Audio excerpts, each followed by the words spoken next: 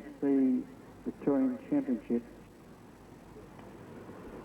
Vic 1, Tony Grinstead, VN Holden Commodore, sponsored by DNR Discount, Caldex and Repco.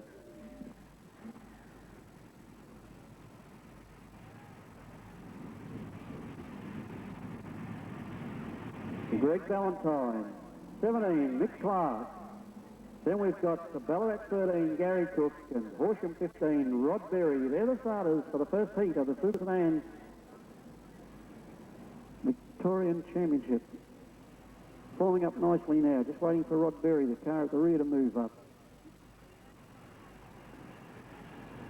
Watch for Grinstead shoot to the lead before he hits the canteen corner, followed by Ronnie Dalton. Ian Drew in there, Greg Valentine, Mick Clark, Gary Cook, and they're racing. That's Grinstead into the lead from Drew, Dalton, Mick Clark, Valentine, Gary Cook, and Rod Berry. Running over 8 laps. Grinstead in the Vic 1 car. From Drew, Ronnie Dalton, Mick Clark, Greg Valentine, Gary Cook, and the Rod Berry in the 15 car. Cook having trouble, that car is not running well. Grinstead out there in the Vic 1 car. It's all on the line tonight and tomorrow night. It's 6-1, Grinstead from Drew in 18. Then we're back to Ronnie Dalton, Mick Clark in 17, Valentine in the 16 car, Cook in the 13 car, and Rod Berry in 15. Grinstead starting to open up a gap now. From Ian Drew, then Ron Dalton, from Mick Clark, Greg Valentine there in the 16 car, and bringing up the rear is Gary Cook and Rod Berry in the Horsham 15 car. Grinstead out in front, quarter of a lap now on the first 2-3 cars. From Ian Drew, then Ronnie Dalton, Mick Clark, Greg Valentine there in 16. The lapping flag going out for Cook and Rod Berry. Grinstead, he's the lead car in Vic 1 from Ian Drew there in the 18 car. Ronnie Dalton in 4, Mick Clark in 17. Opening up a gap now from Valentine there in the 16 car, these front 4. Looking forward to lap from Grinstead out wide. Getting himself plenty of room round the corner, picks up the 2 lap cars. Then we've got 18 Drew from Dalton in the 4 car. Back to Mick Clark in 17. He's right on Dalton's tail. Back to 16, the car of Valentine. 1 lap to go for Grinstead, the race leader. He's going to take this one out. I don't think they can stop him from here. The other car's getting in a bit of a problem there with the 2 slower cars. It's going to be 18, the car of Drew. Now Dalton and Clark get through. There's Grinstead to win his first heat. As he did 2 years ago, he took it out, won the lot. From 18, second, and 4. Back to 17, 16, 93, and what happened to 15? He was just in front of him. Okay.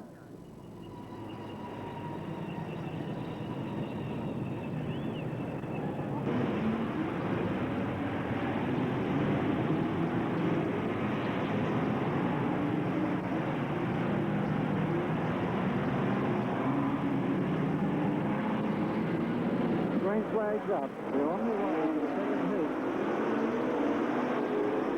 Darren McKenzie and Gary Drew from Steve Stewart. And it's pretty close in there, and Moose Johnson's up on Neil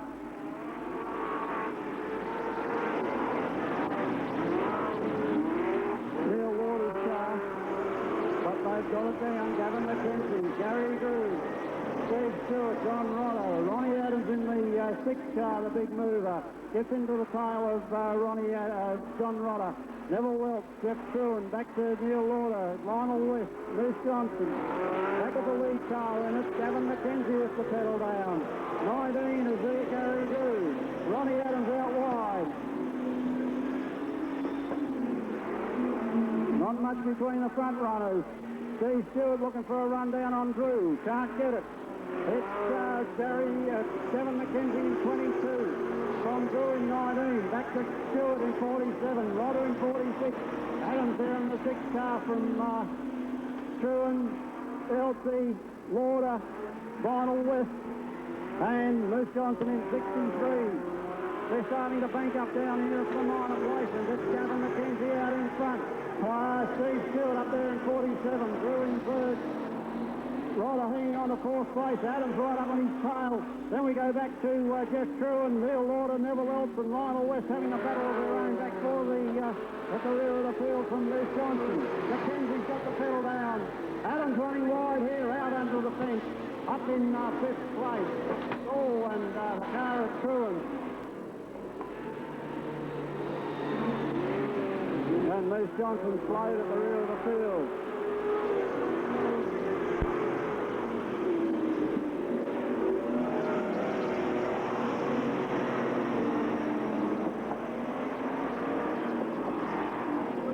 Right, it's back with the race leaders with just a 1 lap dash to go.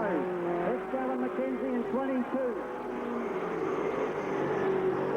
Adams coming underneath Gary Drew.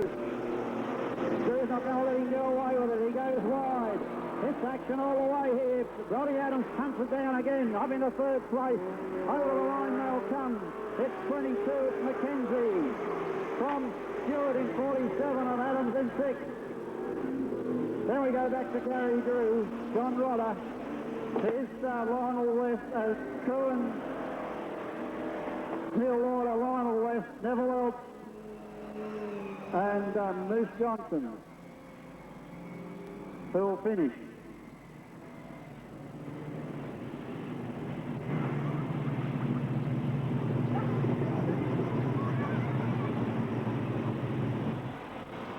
Gary Bryan's in the 20 car, and 88, Ray Hammond.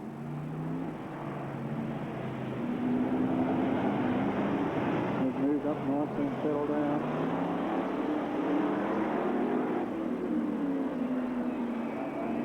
Scotcher away, the rest of the field pretty bunched up. Graham Ford, Bill Menner plays.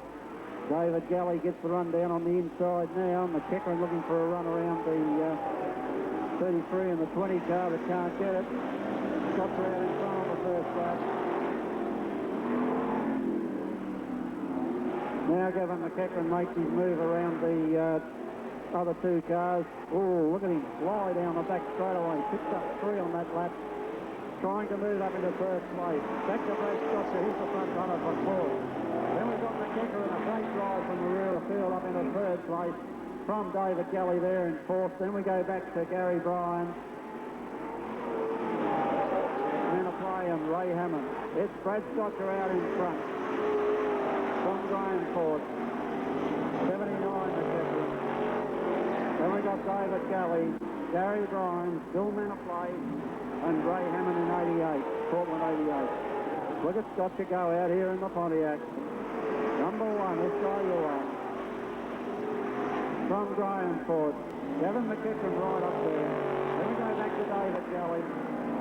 Gary Bryan. And we've lost the 30 car with a flat tyre. That's bad luck for them.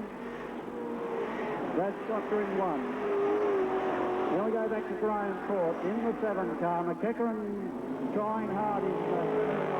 Then we go back to the other 3. David Galley, Gary Bryan, and Ray Hammond. Well, Scotcher well out in front. He's got a good quarter of the lap. From Graham Ford, Gavin McEachran. Then the next 3, there's not much between. Hammond looking for a run around on the inside. Gary Bryan's in 20, David Galley in 73, Hammond in 88. Scotcher's almost up with them. Back to Graham Ford and McEachran. Not making much difference there. Looking for the 1 lap in the last 3. And the finish for Australia 1, Brad Scotcher. There he is, a good drive. Shows them how there. Graham Ford and McEachran had a great drive to the line, but it's the 7 car and 79 McEachran takes through in. It's going to be pretty close here for the miners. But Gary Bryan in 21 goes sideways. David Galley, Ray Hammond.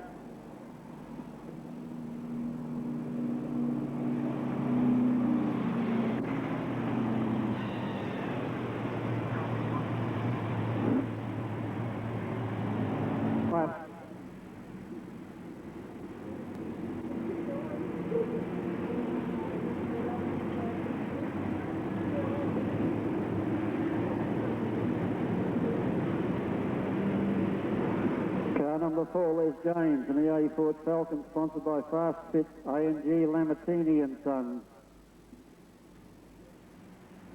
The other 4 car, Kevin Dans, the Van Holden Commodore, sponsored by A&B Metals, Riley, Hugh Drive and J.R. Hogan. They're in the starter's hands, the green flag's up, the lights are flashing, 8 laps. They're racing. Les James there in 4. Then we've got Tate in 9 going around the outside. Look at Stagg go after him in the 8 car. Then we go back to Peter Timberlake. Kevin Dans moves up. Look at Stagg, look them up the straightaway. It's Stagg, he's got the pedal down now, and we've got him straight into the fence. That's the car of James as they're all around over there. And the red flag comes out.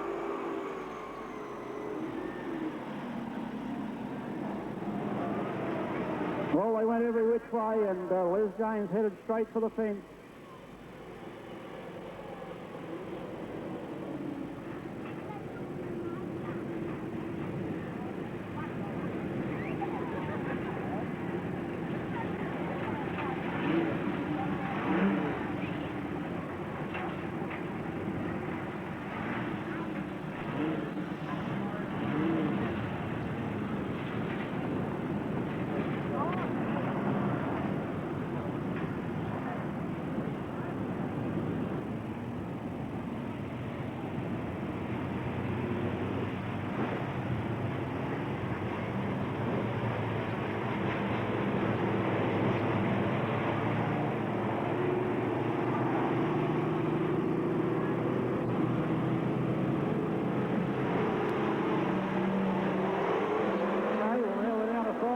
It's a restart. English, Stagg, Timberlake, Dans and Ellis. And it's still Stagg going around the outside in the 8 car. From English, Timberlake, Dans and Ellis.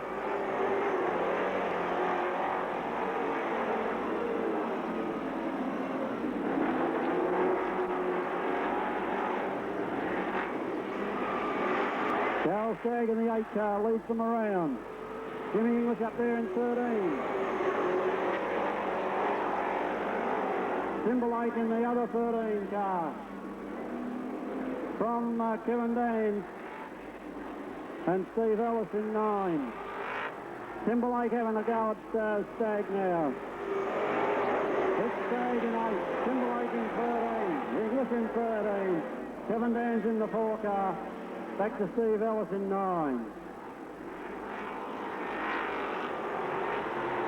Timberlake right moves up there on Stagg now. Into the straightaway. Stagg, Timberlake, English, Kevin Dans. Back to Steve Ellis in 9. English is a finish to a slide. Dans has misfired too, but he's picked up now. Timberlake gets the lead up the straightaway. Stagg has to back off. It's Timberlake, Stagg, Kevin Dans, Steve Ellis and Jim English has had to retire. Flat tire, I think, I hope. Timberlake out there in 13. Stagg in 8. 4, Kevin Dans. Spread out around the track now. And car number 9, Steve Ellis. 1 lap to go now for Timberlake. In the 13 car. From 8, Stagg. Then we go back to 4, Kevin Dans. Car number 9, Steve Ellis. And as they come over the line, it's 13. From 8. And the last, the third car will be 4. Then we go back to Steve Ellis in 9. 4 cars finishing. And the action fast and...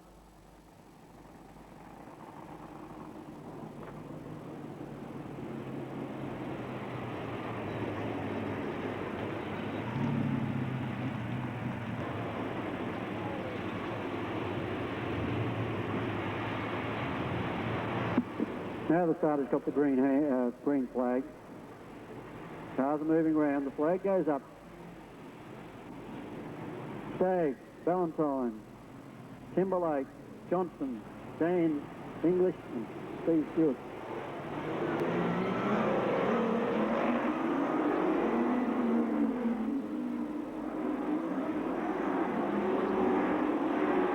Pretty crowded in there. Stagg out after in the lead.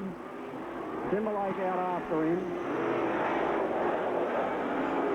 Oh, Stagg heading out for that fence. Kevin Dane's up there in third place. Stevie Stewart, the big mover, in fourth. Moose Johnson in all sorts of trouble as English comes around and gives him a tap. Paul Moose comes right across in front of him. He's in all sorts of trouble as Moose Johnson. Stagg, meanwhile, from Timberlake, Kevin Danes and Steve Stewart, they're the fast runners. And Johnson in all sorts of trouble with this car. He's going to put it around again, but he gets it straightened out. Good driving there from Moose Johnson. Timberlake's got the run through on the inside again from Stagg. Just too good for him. From Danes and Stewart. Back to Jim English here in Hamilton 13. Then we've got Valentine, Moose Johnson in 63.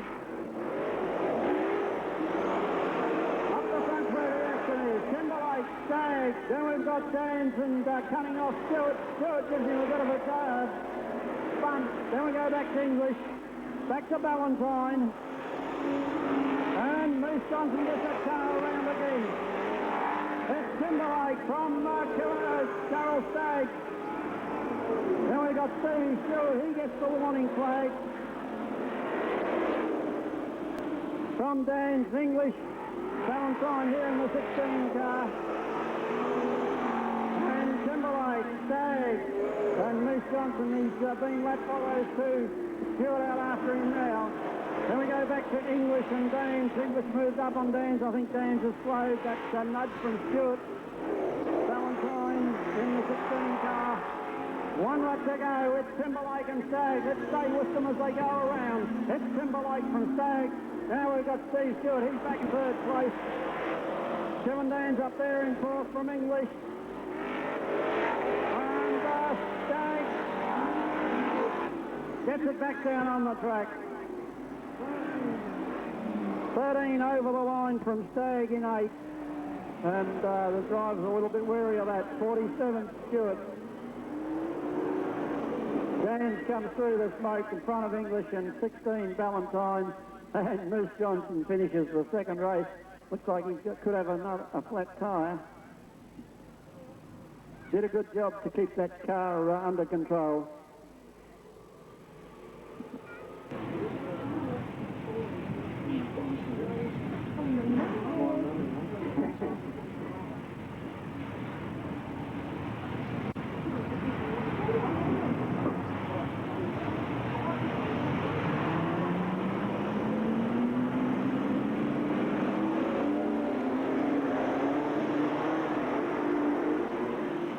Okay, it's just Truan off the pole. Adams gets the run through on the inside. No, he doesn't. It's Dalton. Just a bit hard to pick up the red cars on the numbers. Dalton in 4. Truan in 60. Ronnie Adams there in 6. Now it's Ronnie Adams goes around there in the 6 car, leads them down into the straightaways. Ronnie Adams in 6. Truan in 60. Ron Dalton in 4.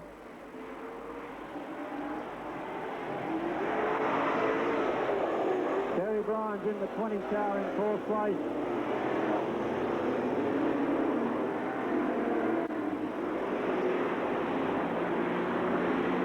Back to Rod Berry in the 15 car and Drew in trouble at the rear of the field. Ian Drew definitely not fired up. Rodham's out there in the 6 car.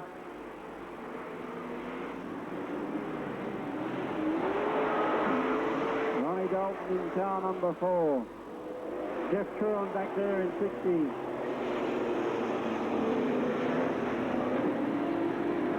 13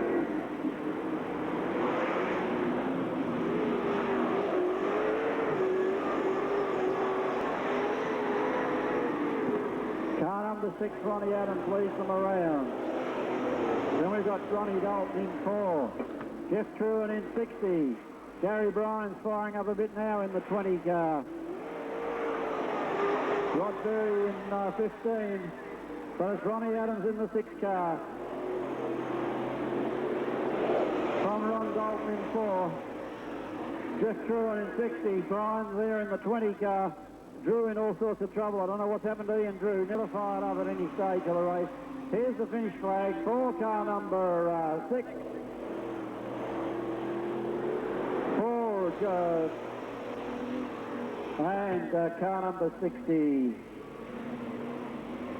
Followed home by Gary Bryans in the 20 car. And Rod Berry in 15.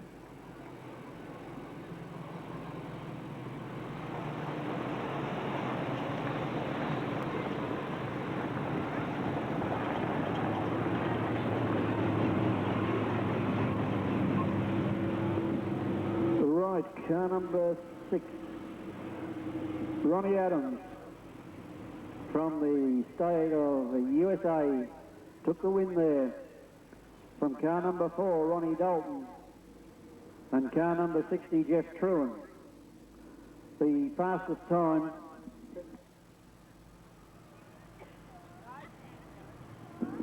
(16:29) from Ronnie Adams, and a race time of 2:15:26.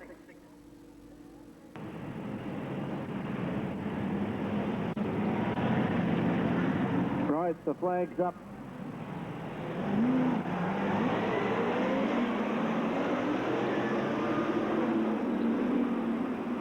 Not very happy with them. Ray Cowlander scratching. 73 David Galley. 17 Mick Clark on the outside. 79 Gavin McEachran. Bob Brewer scratching in 2. 15 Neil Lauder. Lionel West in 71. 19 Gary Drew. 1 Tony Grimstead and 33 Bill Menoply. Now we look like getting a start. We've got a better line. They're racing. David Galley there in 73 leads them around. From Mick Clark.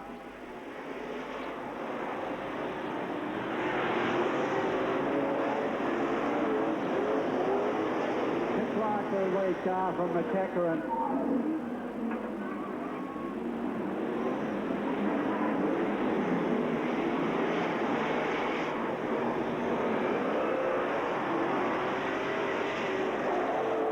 Okay, we're spread around the track. Mick Clark, Gavin McEachran,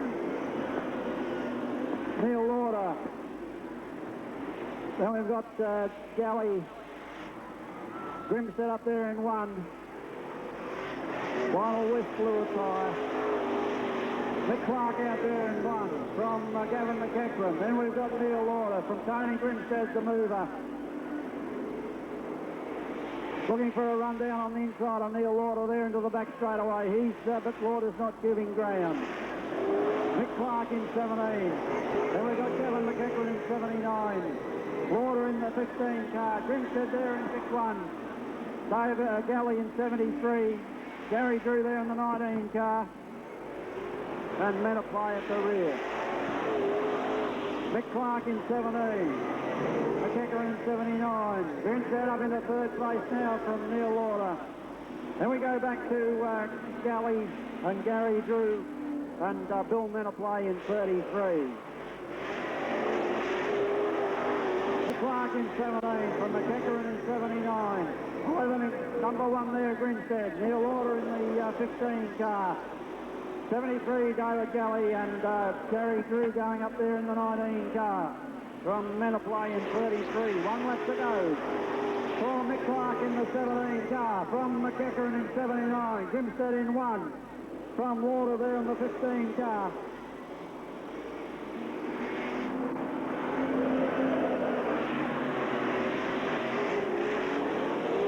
And the 17 Mick Clark from 79 and car 1. Then we've got Lauder home in 15.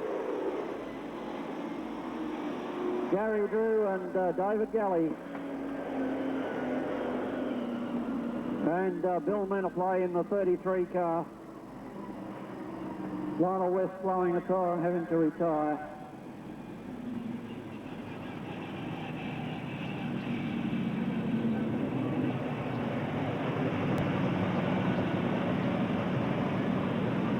Nick Clark took the win there. Great drive from Clark. 79 Gavin McEachran hanging in there for second place. And Vic 1, Tony Grinstead from the rear of the field, come through for third. The fastest lap was 16.92 and a race time of 2:16.54. Well, one heat to go on the line. The last heat, 2D. Talk to any of them after the meeting. You're welcome to come down, have a look at the cars and talk to the guys, and they'll all tell you. They just love, this is a racer's track. This is where the racers race.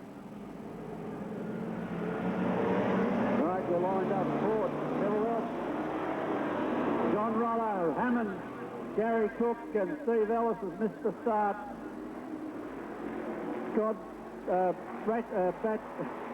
Brad Scotcher, the number 1 car at the rear of the field. He's going to get the pedal down. Ford, Elsie, Rodder, and Hammond from Gary Cook. Scotcher's got to start picking up cars. He's got 8 laps. He's got 5 cars in front of him. He's 1 lap down and takes the back end of Cook's car, slows him down. Here they go. It's Graham Ford, Neville Elf, John Rodder, and Ray Hammond up front. And Scotcher can't just get us around this Gary Cook. He's holding him up. And Steve Ellis has called it a night.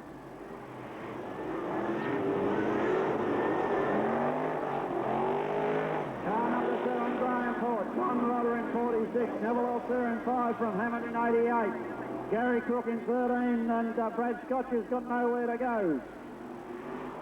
Rodder makes the move up there on the front runner now, Graham Ford.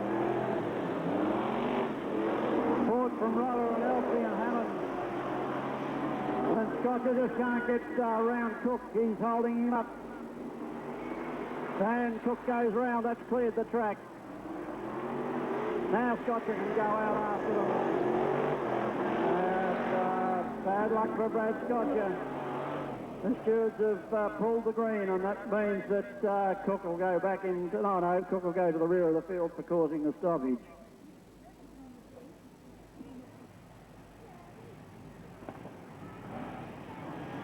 Seven for 183 at the cricket.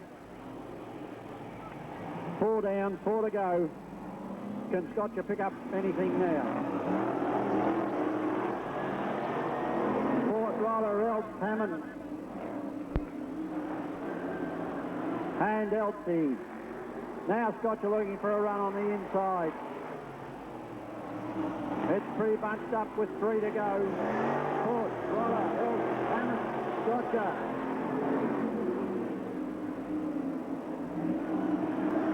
Now he's got to get past Neville Elf, trying to make it 3 wide, down the back straightaway. 2 laps to go from here. Graham Ford, John Rodder, Neville Elf, Brad Scotcher, Ray Hammond.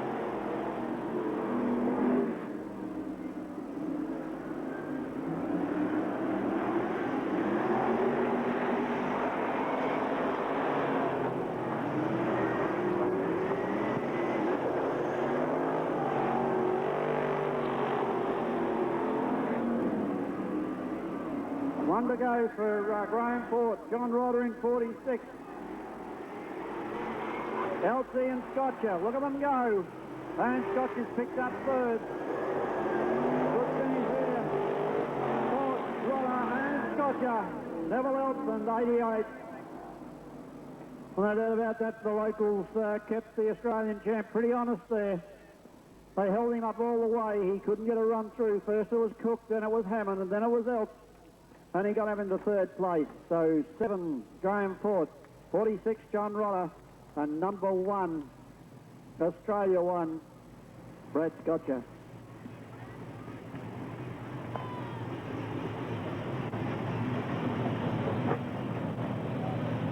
Here in 13.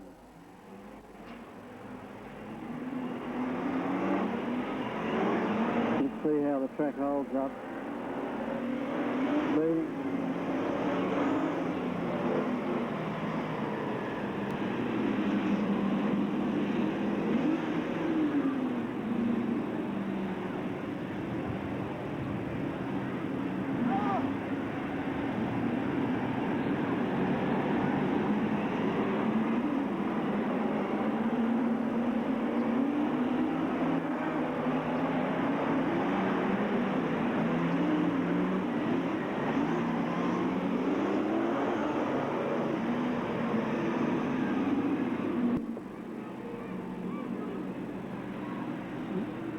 marking's a little bit toey.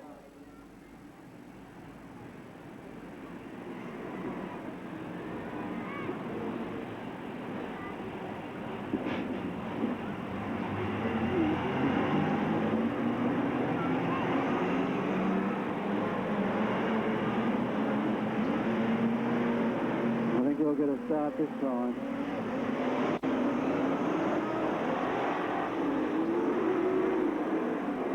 Let's see how they go around this corner. Rorter in all sorts of trouble where they get past him.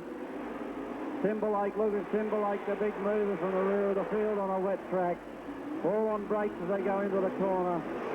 Adams leads them around. No, it's Lionel West from the Victorian. And there we go. We've got them everywhere. And it had to happen. They're all in there. No, Adams, Stewart, Timberlake, Grimstead, and there's a lot of cars wrecked there. So I don't think we've got any left. The track was just too wet and the drivers were just too anxious to go. Looks like Lionel West got out of it because he was the front runner, and Gavin McEachran and Neville Elf. But we've got a fair bit of wreckage up there, and I don't think we've got too many starters out of all that. Certainly bad luck. They were going pretty well until then.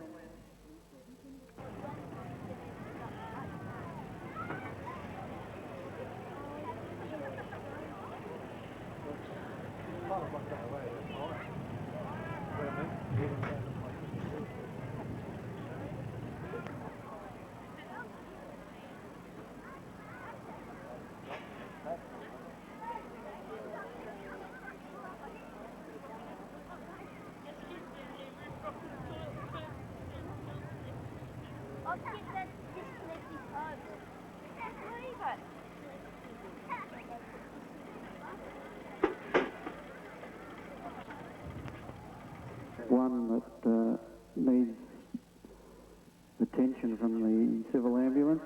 The officials have not declared the race, they have declared the meeting closed. The track, they've decided that the track is not safe to race on, and we have to run 4 heats. You must run your 4 heats. We cannot run the other 2 heats tonight or anything like that. We have to run 4 heats. They must be run in consecutive racing. The stewards have declared the night's racing. That means that we will run this extra heat tomorrow night. So you will get an extra.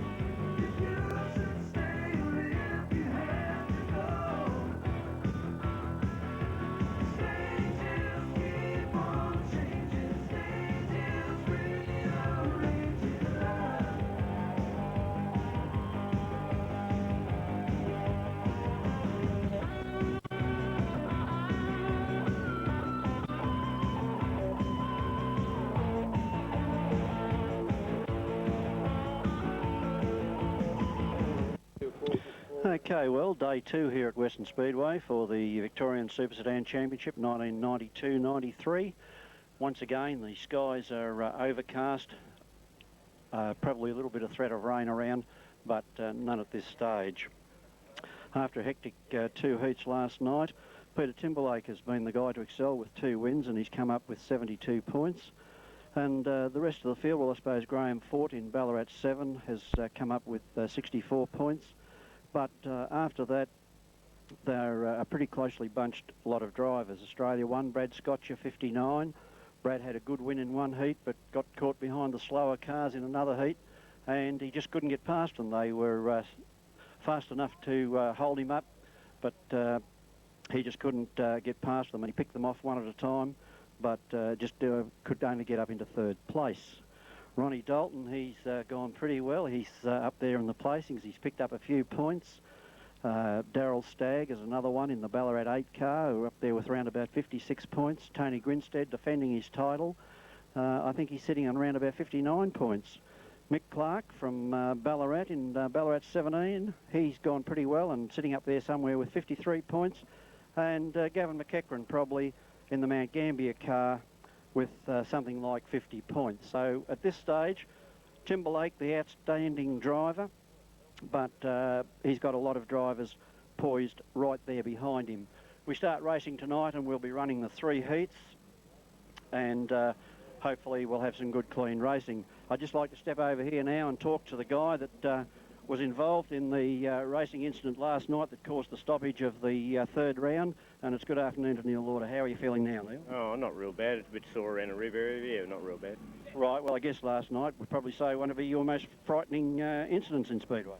Yeah, what I remember of it, yeah, it all was a bit fast, a bit blurry, but yeah, definitely the worst accident I've been involved in for sure. Right, and your main concern was a car coming into the side of your upper chest region and bruising your ribs a bit. Yeah, that's right. Yeah, I slid sideways in the back of Tony Grinstead, who was stationary at the time, and I've hit the side of the seat and bruised the ribs. Right, well today, as you say, you're naturally a bit sore, but you're feeling pretty well? Yeah, not real bad considering. And would you sort of say that this was because of the safety aspects of Speedway? That accident looked pretty bad last night. They had to call for an ambulance, fairly dramatic circumstance for a few minutes, but you know, you're here today. I think you're alive. I'll just pinch you and see if you're screwed. But yeah, you know, the safety aspects, they put a lot into this. Yeah, the safety aspects in the car and the crash crews and ambulance people on the infield are really, really good.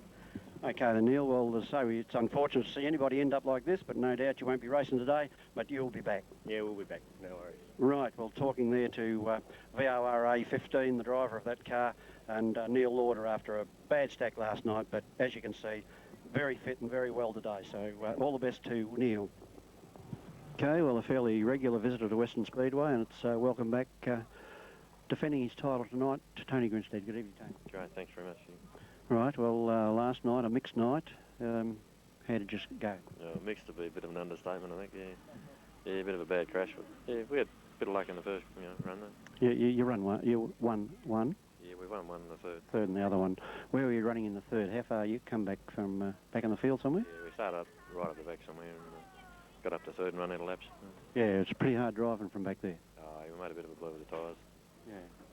All right, and how are you feeling otherwise? You've got 3 heats to run tonight, and as you say, involved in a bingle last night. How's the car looking? Well, the car was a write-off last night.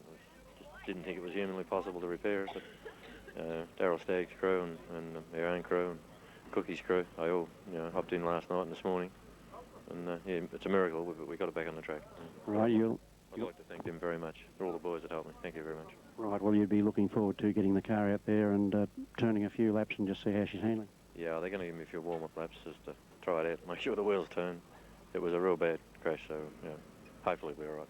Yeah, okay, as you say, I think everybody's sort of gone along with that. It's been a bad crash. No guy was, there was nobody really hurt. We had to take one guy off to hospital, but he's down there today. He's bright and chirpy, a couple of cracked ribs. Must surely say something for the safety of the sport.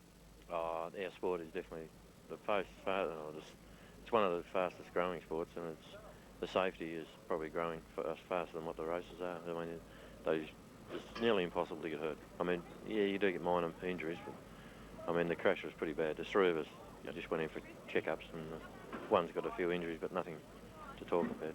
No, as I say, well, you know, a couple of drives, when you come to a sudden stop like that with that concrete wall, it's probably one of the worst ones, I think, going head first rather than rolling.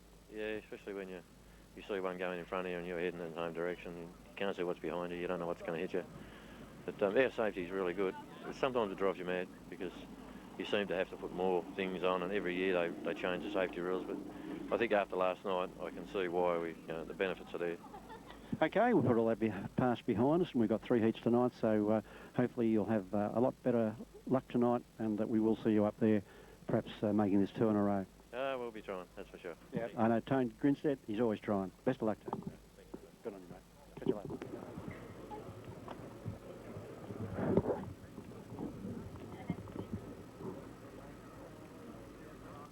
Victorian Super Sedan title, a guy that's raced here in the last one and been over nearly every season, I think. Welcome back to Hamilton, South Australia 47, Steve Stewart. Thanks very much. It's always a pleasure to come here. Well, Steve, well, you had moderate success last night. Yeah, not as nice as you'd need. You need to win one to get a fair way along the field, but second and third's as good as it was going to be. Right, well, you've got 3 heats tonight, so there's no reason why you can't improve on your second and third. Yeah, I don't see us winning one with the draws we got, but I guess we can finish in those sort of placings. We'll get in the final at least. Well, with a 20-car final and you've got 35 laps, sitting back 7th, 8th on the grid gives you plenty of time to suss it out and work your way through. Yeah, it's good just to get in it to start with, and how far forward you are is excellent after that, but yeah, that's the best we can hope for. Right, well, we had a little bit of an incident last night that saw the 3rd round of heats aborted, and you were one of the cars involved in that. You got out of it fairly well? Yeah, I couldn't believe how well we did get out of it. It looked like it was terrible, but we've got hardly any damage whatsoever. Right, where were you at the time of, what position were you running? Do you remember? Yeah, I think I was running about 4th. I was just behind the American that went in the wall, and I almost got through, actually. But when he bounced back off the wall, he just caught the back wheel, and apart from that, we would have made it through. Right, so that was probably a fairly serious-looking incident. We were talking to the driver earlier, and he's quite okay, so the emphasis on the safety of the sport. That's one thing about this sport, it's very safe. Yeah, you'd be very, very unlucky to get hurt in a sedan, I think. Okay then, well, as I say, always a pleasure to talk to a gentleman like Stevie Stewart. We wish him all the best, and last time, well, I think it was Victoria 3, that right, Steve? And it was a great battle between Grinstead, Vic 1, and the New South Wales guy. He really turned it on, and of course South Australia, Steve Stewart was 3rd. Yeah, thanks very much. Good. And just as I speak, the light is improving, so we're quite confident that we'll have a good night's racing. I'd like to welcome once again a South Australian to Western Speedway. We don't see enough of them here. This guy got a big future ahead of him. Welcome to Western Speedway, Brad Scotcher. Thank you very much. Right, current Australia 1, South Australia 1, I see 2, Brad. Yeah, we won those titles last year, and hopefully we'll defend them this year. Right, you haven't been in Speedway very long because you're a young fella, so how many years have you been running the circuit? This is our 7th year. We had 3 cars in 3 years in an apprentice's car, a bit of a rubbish box, and we had 3 years in a bit better car, and now we've had this car 2 years. Right, a little bit just briefly about this car that's got you the Australia 1. It's a Pontiac Firebird, built by Mark Peacock at Sasco Engineering. It's got a 363 Chev in it, quick change gearbox, diff, and a Muncie gearbox. Yeah, 5th arm, leaf spring suspension on the back. So. Right, and goes pretty well, obviously. We saw you down here at the Tri-City Series. You did fairly well down there, but how did you think you actually went? Yeah, we were pretty happy with the Tri-City. We broke a wheel at Warrnambool, which is bad luck, but we were happy with the way the car went. Very happy at Mount Gambier, so yeah, we're hoping for a big night tonight. I reckon the car's certainly on pace to run with the best of them, so we'll see. Right. Yeah, well, you had a good drive last night there and won a heat in pretty good fashion, pretty good time, and then you got tied up with some back markers, I think, in your second heat. Yeah, the car was only running on 6 cylinders in that heat and wasn't really going. I think we could have won that, but it was only running on 6. We've sorted out the misfire now, but yeah, we hope to win all our heats tonight and start off the front. Right, well, you know, we've talked to a lot of drivers. There's a lot of guys out there that have been around a long time. You as a young fella, you feel that you get the pressure from these older guys wherever you race? Yeah, pressure and experience, I think, because they've been around a lot longer than I have. But I'm quite confident in the car and my crew. I think it's one of the better cars in Australia. Might not be a mega dollar team, but it's a bloody magic car, so I'm very confident tonight. Do you ever watch the more experienced drivers and how they go and their line and things like that, or do you sort of just work on your own drive plan? Yeah, you always watch them just to see how they're going and maybe where they may qualify at the start of the final. Just to look at their lines, just to see whether the track might be greasy or where it might be the best time to run when you go for your heat after theirs. But you certainly can learn a lot from them. But basically, once you get out there, the car generally finds its own line, and you just go as hard as you can on that line. Right, and the second day of the Super Stand title, and the guy that really showed out last night with 2 wins in the Geelong 13 car was Peter Timberlake. Good afternoon, Peter. Good to be back. Yeah, it was a good night actually. Had a couple of good wins, as you say. Had one of them was out of position 5, and the other was out of position 3. So I certainly made good use of reasonable draws. The third heat of the night, I had a rear of a field start, but that heat was stopped after a lap and a bit after a crash. But I guess you'll talk about that later. Right, yes, and you were quite happy with the way the car ran and the track surface at the time. Yes, I like this track. I've been here a few times before. It really suits the car and my style. We guessed a little bit incorrectly in the gearing early in the night, where the engine wasn't revving as hard as what we wanted it to, but we've just changed the gear sets as the night went on. But even so, even with the not revving quite as hard, we still managed to win the heats all right.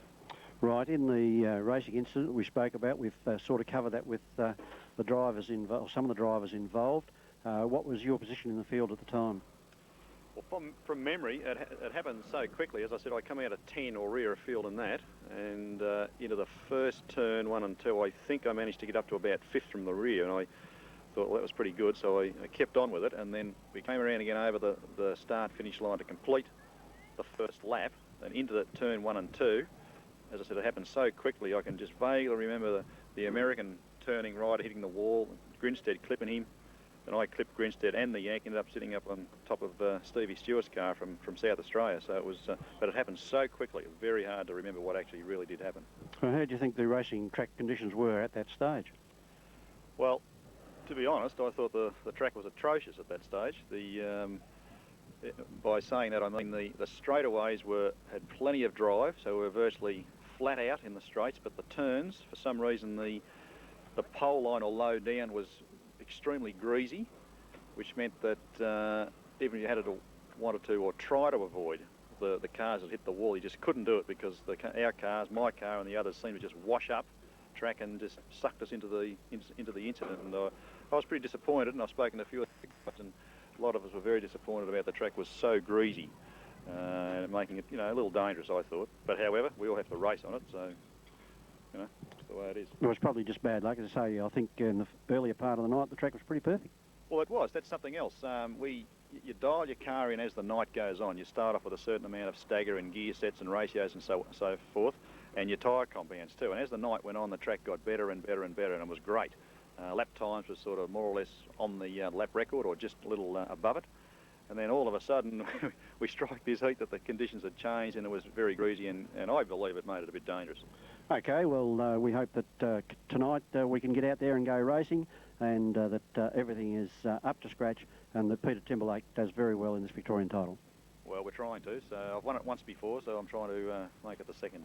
Okay then, Peter. Thank you very much. As the wind builds up and the skies bank up, we just hope that it stays fine long enough for Mick Clark to get out there and continue on in the good form he did last night. Mick, winning a third, you'd be pretty happy with that. Yeah, very happy with that. Track's excellent here. Started in the front, which helps a lot. And I've got a new motor in this year, and it's going really well. Right, your third placing though, where'd you start for that one? I think that was around 4th or 5th. Because they're the ones that really count. Up the front seems to be a bit, well, not, can't say it's easier, but you've got the line and you can go where you like. They've got to pass you. Yeah, if you've got enough power and you can stay out in front, it's good. But being at the back, it's a bit hard to get around on a wetter track. Right, so you're quite happy with the way your car went last night? Yeah, really good. We're just sorting it out a little bit and changing a few things, and it's looking good. So hopefully the motor will hang out and we should go well. Right, and you've got 3 more heats tonight, so you're looking confident to compete in them and do well and be out there in the final. Yep, as long as we wish Mick Clark all the very best for late on tonight for the Victorian Super Sedan title. All the best, Mick. Yeah, thank you. Well last night with the first and second, Ballarat 7, Graham Fort. Good afternoon, Graham. Good afternoon, Norm. Well, Graham, you must be pretty pleased with the first and second and the quality of cars that you're racing against. Yes, I think we did quite well last night, and we hope to continue on. Right, you're quite happy with the way the car handled, obviously. Oh yes, a few set-up changes, but the dirt tracks being what they are, they sort of differ from race to race, but I think we can handle that. And what did you think? How did you think the track was last night?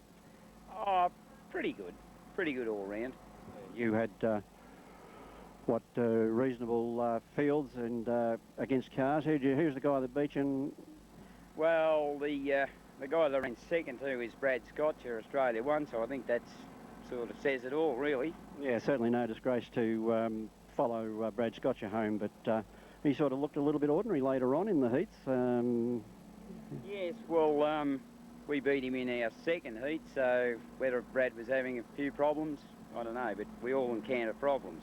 His problem was the slower cars behind. He couldn't get past them. And hadn't it been for a race stoppage, he probably wouldn't have got up as far as he did, but I think there's a lot more to be seen between Brad Scotcher tonight. Well, we certainly wish you all the best, Graham, because I think you're going to be up there tonight. You've got 3 heats, so we'll let you get on with it. Okay, Norm, thanks. Put the big features here at Western Speedway, and we've got Gary and Ian Drew. Good afternoon. Good afternoon. How are you?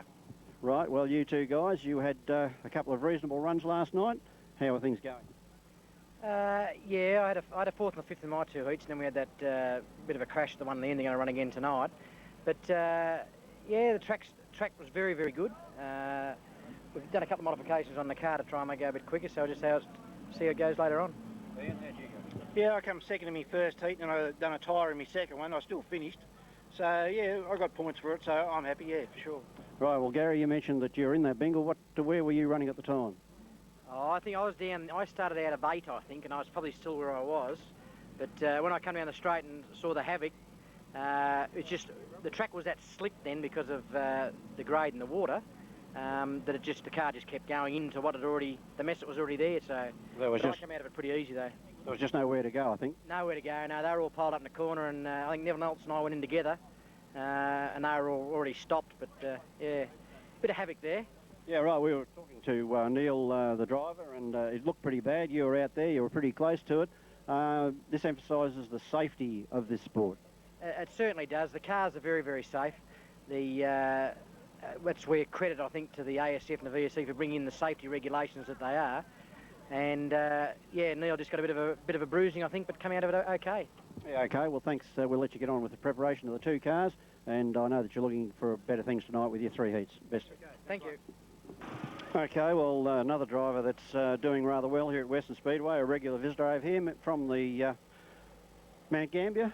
Good afternoon to Mount Gambier 79, Gavin McKeck. Good afternoon, Norm. Well, 2 heats last night, pretty fast and furious racing, Gavin. Yeah, it certainly was. I was quite happy with the way the car was going. We had a rear of field start and a 4th position start, and it ran quite well. I'm quite happy with the car at the moment. Right, I think you're rear of the field, you come 3rd. Yes, we probably should have got a 2nd. We couldn't quite get past Graham Fort, but I think we were quick enough to run 2nd in that heat. Must be pretty hard. I noticed that last night. I think there was a few of you come from round about position 8, 9, 10 and got up to about 3rd, and that was about it. They were pretty fast, those front runners. Yes, it wasn't so much that they were a lot faster. The problem was that getting off the racing line and you just weren't able to quite make it around them. But we changed a couple of things and changed the diff ratio, and for the next heat the car was quite a bit quicker, and I think it's quite good. Right, well, we're talking briefly with most of the drivers that were here last night, and some of them that were involved in the aborted heat 3. So, and you were one of the drivers that was in that heat. Yes, I was in that heat.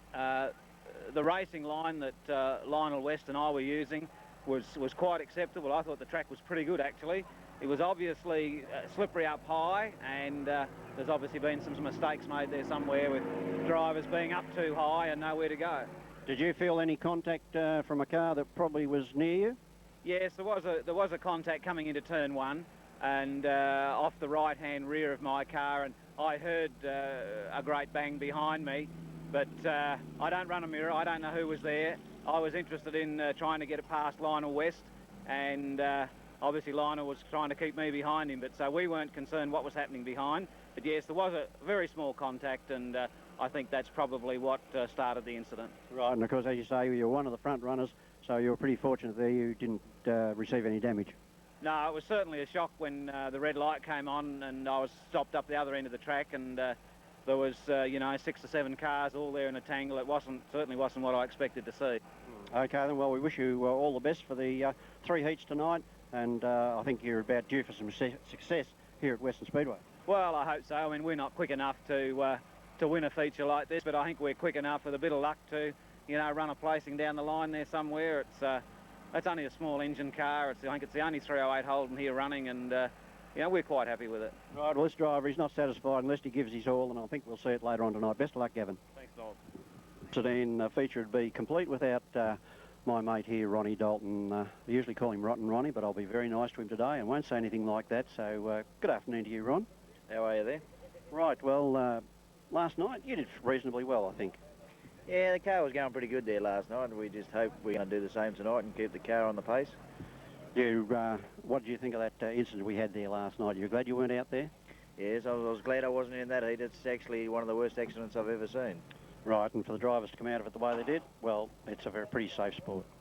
Yeah, it is. Actually, the cars are built for safety, and a lot is said for the pit crews that work on those cars, because some of those cars are racing again tonight, so without your pit crew, your cars don't go anywhere. Right on, Ron. Well, we hope that you have a lot more success for the rest of the night and meet that final field out there later on. Yeah, well, I hope you are talking to me at the end of the night. It'd be nice. I haven't been in none of the placings yet, so I hope this year's the year. Yeah, I'm sure it is for Ronnie Dalton, Yarra Valley 4. Thanks very much. Thank you. Adams, the car that crashed last night and totaled, he's a scratching. 71 Lionel West, who had the lead at the time. Well, 8 laps. Hard and fast racing here with the Super Sedan Heat 3A. Lionel West leads them around from Gavin McEachran there in 79. Stewart in 47 into third place. Drew making the move up there in car 19. Timberlake looking for the run around on Neville Elps in Horsham 5. He's got to pick up 5 cars in 8 laps to get back up there to get maximum points.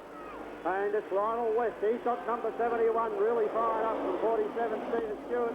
Gavin McEachran there in 79. 19, the car of Gary Drew, and Peter Timberlake, as I said, has got to pick up 5 cars, and he's going around after the second now, 2 laps down. Lionel West leads them around from Steve Stewart. McEachran there in 79, Drew in 19. Timberlake not making much impression in the 13 car, and Neville Elps there in Wimmera 5, Horsham 5. Well, Lionel West doing it pretty well out in front, hanging on to his lead. Steve Stewart there in 47, Gavin McEachran in 79. Gary Drew there in the 19 car, and Peter Timberlake trying to catch up ground. Neville Elps starting to lose a bit now. Timberlake knows he's got to get up there. He's pushing right up on Drew, trying to get around. It's Lionel West from Steve Stewart, Gavin McEachran, Gary Drew, and Peter Timberlake. Oh, and there's a lot of smoke there from Drew. Just don't like the look of that motor. And he pulls to one side. So Lionel West there on the 71 car. Steve Stewart in 47, Gavin McEachran in 79. Can Drew keep going to roll around out of the road? Lionel West in 71, Steve Stewart in 47, Gavin McEachran in 79. Peter Timberlake up there in 4th place in 13, and Neville Elps in 5. Coming around now for the finish. This is the way they'll go over the line. Timberlake still trying to get up there on McEachran. Pushes right up under him, but he's not going to make any difference. 71, Lionel West. Steve Stewart, 47, and McEachran in 79. Then Timberlake in the 13 car, and Drew finally stopped over there and did not finish from Neville Elps in 5.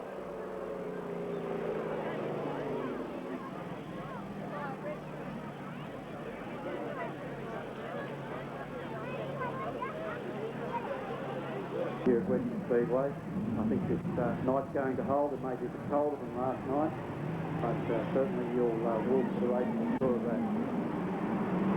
80 Better play there at 33.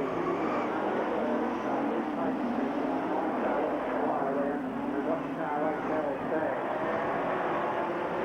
Can't get past him at the moment. There's too much traffic there, and he looks the car sideways. Transport back off. Better play. Squeeze them around. Having trouble there with free space. I don't know whether Hammond stopped. He's done a tyre, I think, and that's slowed him. Hopefully he'll get down on the track before they come around again for the next lap. And that's what has happened. Bill Menafly there in 33. Leads Jim English in 13. Darryl Stagg in Racing Brian Ford. Oh, and English moves right up on Menafly there as they go down in the back corner. Adam Stagg looking for the run through on English. It's Menafly. He's the leader in the 33 car from English. Then we've got Stagg in 8. Brian Ford in 7. Still there in the 9 car, and Gary Cook in 13. He's just looking for the lead around again on Menafly, but can't quite get around the car of Menafly as they come around into the straight once again. And Stagg looking for the run up on the inside. Simply takes second place in the door, and leads Stagg somewhere to go. Ford making the move at 4th place. From Faith there at 9, and Cook at the rear of the field, having problems firing right up with the front running. Menafly in 33. That's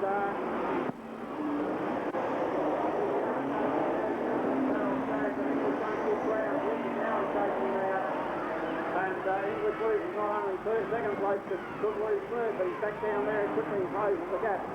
This Menafly that's holding them up, but Stagg's out in front now in the 8 car. Up now in the first place. English coming back in 13. What goes around Menafly? He gives a bit of a wobble there. One left to go, and Menafly is taking them both off the track. Back to the lead cars is Stagg in 8. Lane 4 in 7. And Gary Cook also in car 13 from Tate in 9, and Menafly in 33. But Stagg comes through in 8. Car 8, Darryl Stagg. 4th in 7. And car number 13.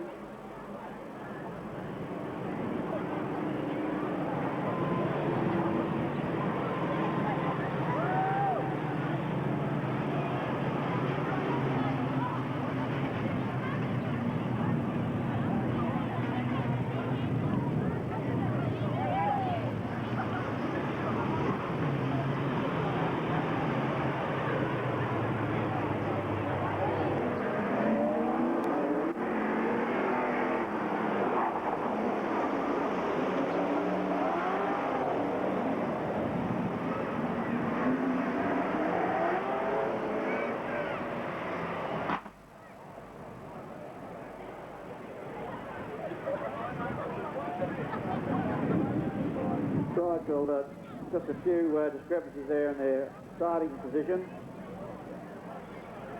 So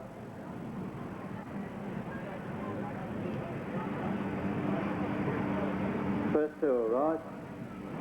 Then we've got Drew and James.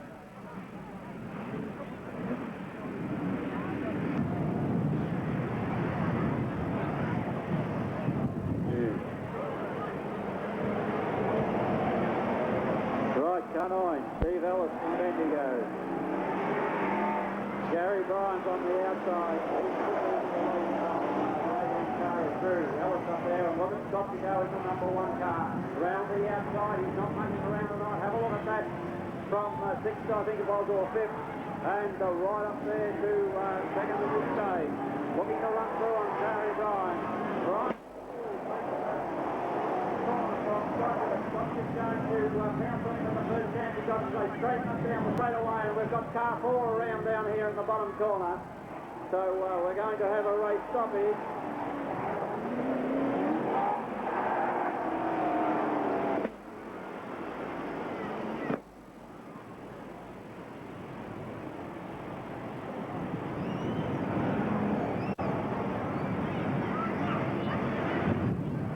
leg up, and away they go. Gary Bryant in the 20 car. Car is through, the back by. We've got Sedans moving up there. Oh, and Bryant putting it around there on the far side. We just hope that they back off and miss him.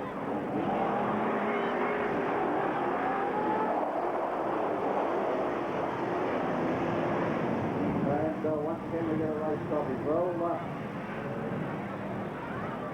the rack of yellow fever here at the moment, Norm. We've got a bit of a coming together down there with Shorter and Brian down there in the bottom corner, and hopefully he can get that car restarted and get back into the race. Whether he was playing possum or not to try and get the caution thrown out is an interesting thing.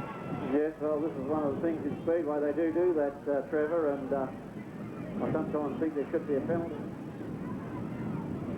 Can't afford that. And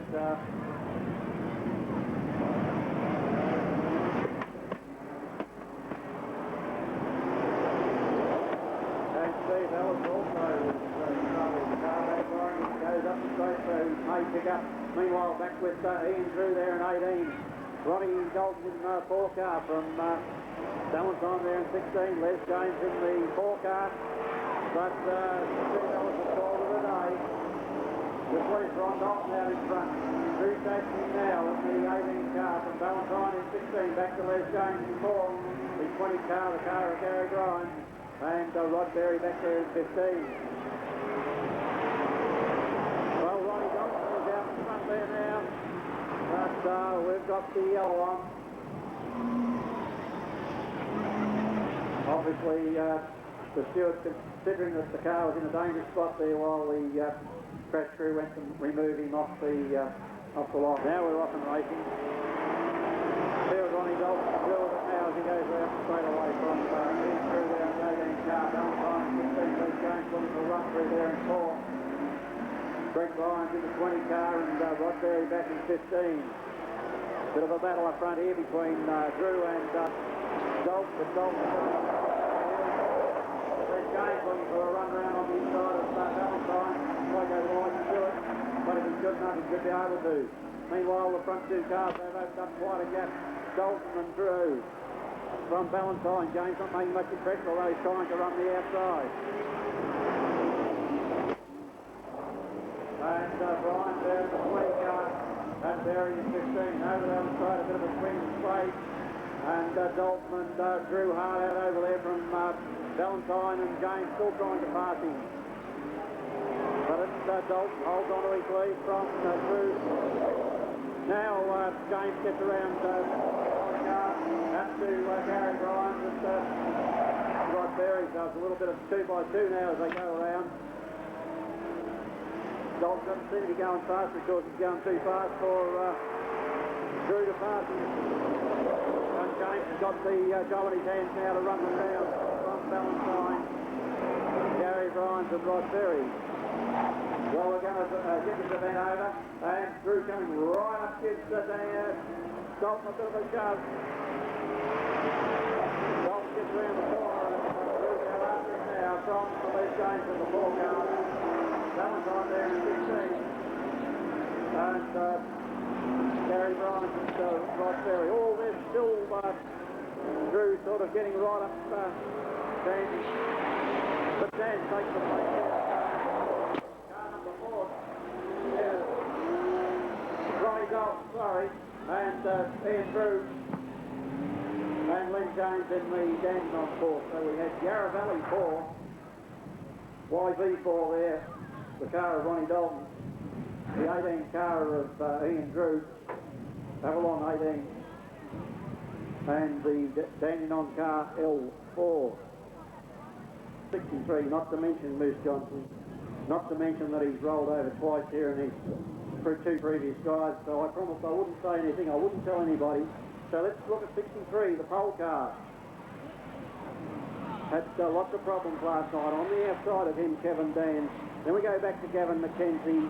Jeff Truan up there in the 60 car. Off and racing.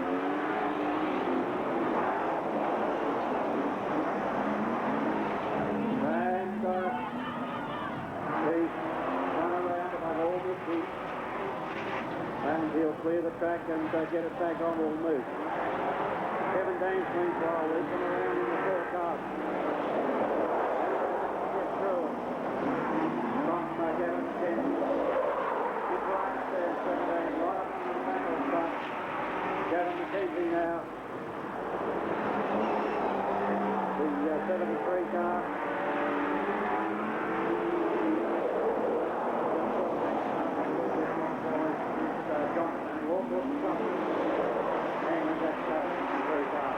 Back on the racing lap, and it's Kevin Danes in the forecar. Trying to get through on there. And Miss Gallagher in 73.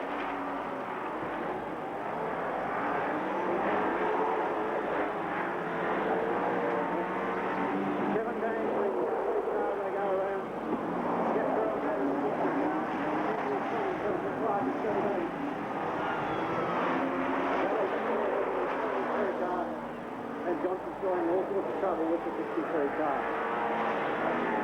Kevin Danes in 4.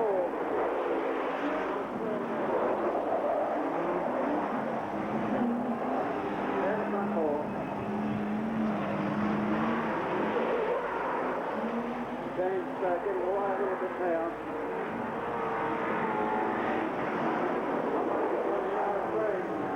Still through on the championship line.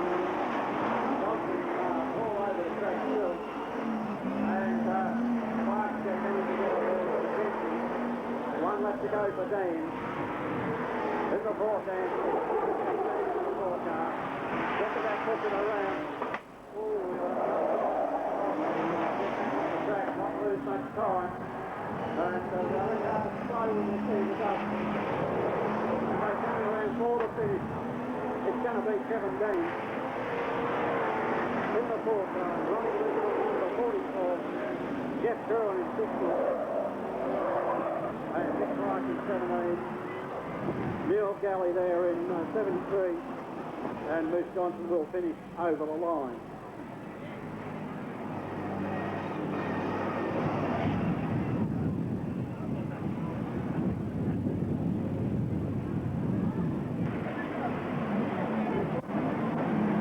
Heat 4A.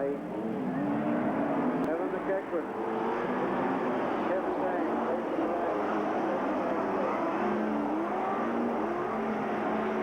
Johnson there in 63. Roderick 46 and 47 Steve Stewart. Coming up to middle play and Rod Berry there in 15. Kevin in 7. Front from 46 is lower. So that's Steve Stewart 47, Bill Menneblay there in 33, Johnson in 63 and Rod Berry in 15. 79 to get the place on the right. There in 46. Vegas Joe in 47, Menneblay in 33. Johnson back in 63 to Berry in 15. Danes looking for a run under now. Gets over the car in front.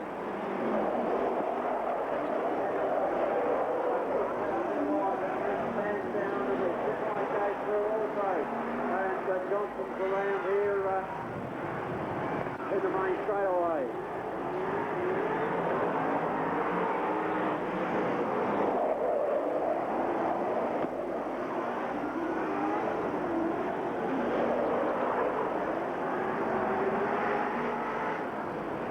Kevin Danes is waiting around. From McEachran in 79.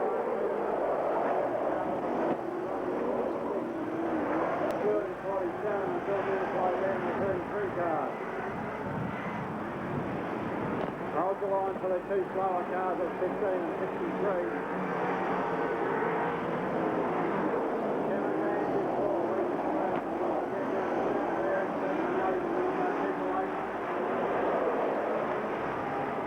They come down past the slower car.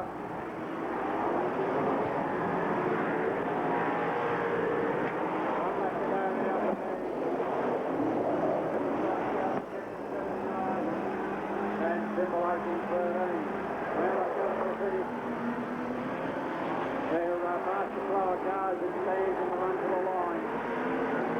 Car number 4, 79 was the captain. Then we had Rodder in 46, Steve Stewart there in 47. I think Bill Menafly in 33 would have been on the same lap, but 63 and 15.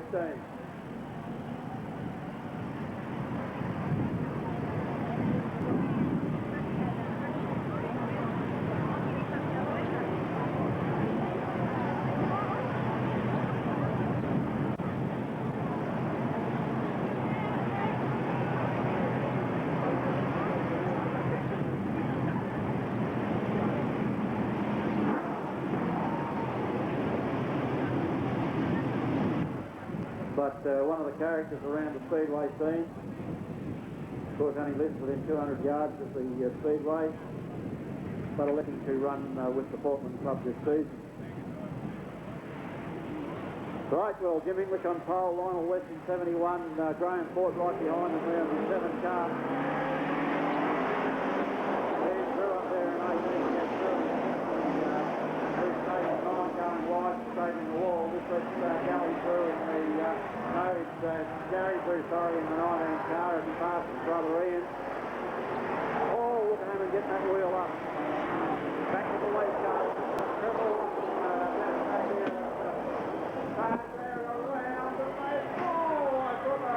In front off of that Mercedes, but I hope that's not too serious. Certainly bad luck there for Graham Ford. He got around. They nearly all missed him apart from Bruce Tate, running a little bit high.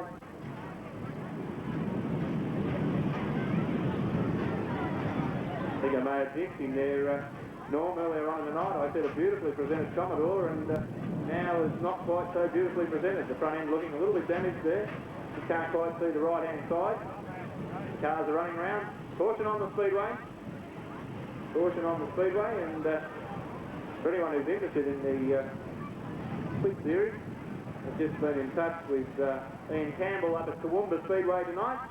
And for anyone who's interested, last night, the A-Main final, first spot, went to Mr. Anderson, who's driving quite well. Also set the quickest time in qualifying.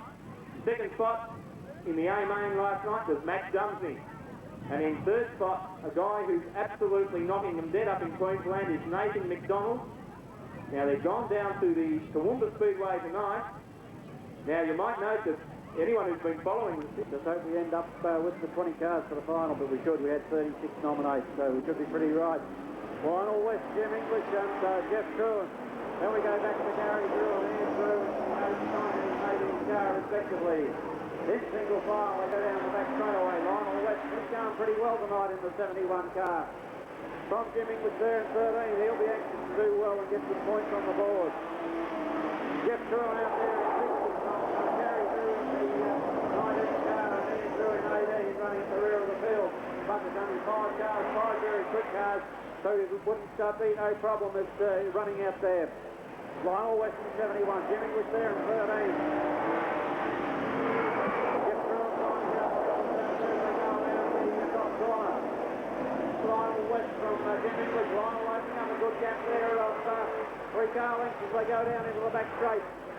Car number 60, Jeff Truan. Then we've got the Drew boys on the rear of the field.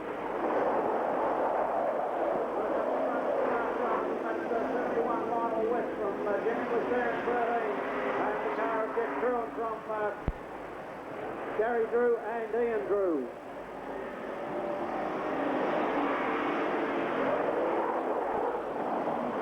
Well, Jeff Truan goes forward wide there and pays the penalty as Gary Drew puts up on the inside of him and gains the position and moves up to 3rd place. Oh, and Truan gives him one for his corner. So it's Lionel West. He's got a good clear break on now. Gary Drew gets his pedal down. Jeff Truan and Ian Drew back there in 18. Starting to spread out now. 1 lap to go. Lionel West in 71. And we got Jim English in 13. Gary Drew in 19. The car of Jeff Truan and 18 is Ian Drew. The come round over the finish line, and it's going to be car number 71, Lionel West, take the win. From Jim English in Hamilton 13. Gary Drew in 19, and Jeff Drew actually stood back in the 5th place as Ian Drew and picking up as they went over the finishing line for 4th place, and that point makes all the difference.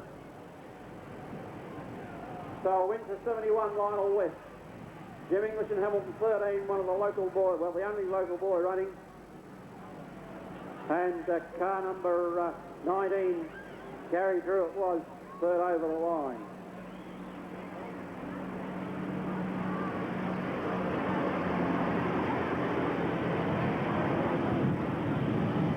Cars and building cars, and I would thought that he would be concerned to get his car out there and go racing. Perhaps it's got problems. Well, here we go. We're back to, I think it's Heat 4C. Steve James West and Steve Ellis, and Gary Bryan goes wide in the corner. He's going to sit there. I don't know whether the stewards are going to throw the flag, and Brad Scott is trying to make the big move around the corner. And I really think that I think one of the rules that should be brought into Speedway is if a guy spins, I really think he should be put to the centre. Trevor, what do you think? Well, it's one of those controversial points in Speedway that will go on for a lot of years to come, I would say. His argument is he most probably got a tap and was helped into the wall. And it's just it's always a hard point for a chief steward to make a ruling. He does go to the rear of the grid, or the rear of the field in this case, but it is always a controversial point between drivers and stewards and track officials. Right, well the thing is, I think that he is getting assisted start, so obviously could not start under his own steam, so it's probably another aspect of it. Got 10 cars, this is going to be a pretty fast heat, and once again it's Steve Ellis out in front.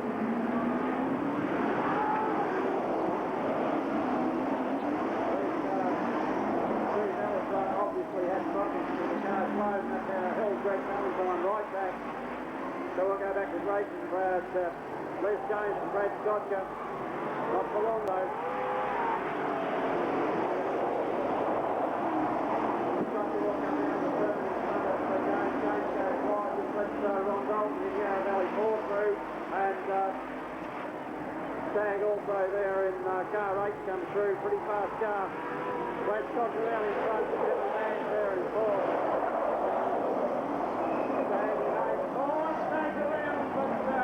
Got out of the road pretty quickly. This leaves Scott. Will he go back into the race? Scott to the Louis car.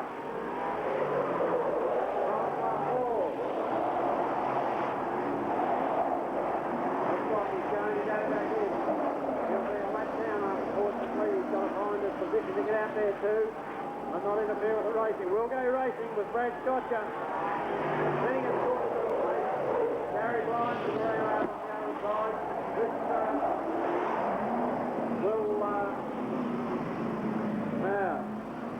This will create a very interesting situation because Darryl Stagg was not racing, was not called, and who will actually take rear of the field?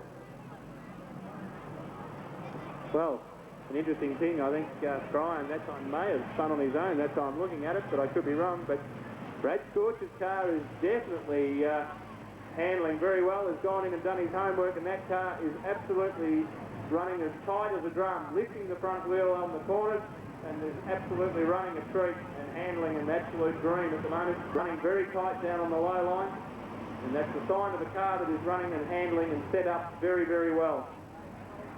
But we'll just wait for the chief steward, Norm, to see what position he's going to line everybody up and who is actually going to go take the green flag as Norm gets himself back, and Brad Scotcher takes the green flag. Round they go into the top corner. It's Scotcher from Kevin, Ronnie Dalton. Rick Clark up there now, Neville Elps, and Gary Cook there, the 13 car from Greg Valentine. The 4 car of Les James, and Stagg back there in rear of the second last place from Gary Bryan. Round this track they go now as the front set. Brad Scotcher scorches around there. Ronnie Dalton trying to close the gap a bit, as does Mick Clark on Dalton. Then we go back to Neville Elps' 5. We've got Gary Cook there in the 13 car. Neville Stag in 8. Gary Bryant's back there at the rear of the field in for 20 cars. Let's got your sport to go around here now. Ronnie Dalton up there in 4. Nick Lyon right behind him in 3. Neville Elf's doing a good job there in 5. And Cook takes a detour. 1 lap to go. Let's scorch around in front from Ronnie Dalton. Then we got Mick Clark. Back to Neville Elf, Greg Valentine, Liz James, Gary Cook, and Darryl Stanton turning up to the rear of the field from Gary Bryant as they come around to get the finish. It's going to be Carno, Australia 1.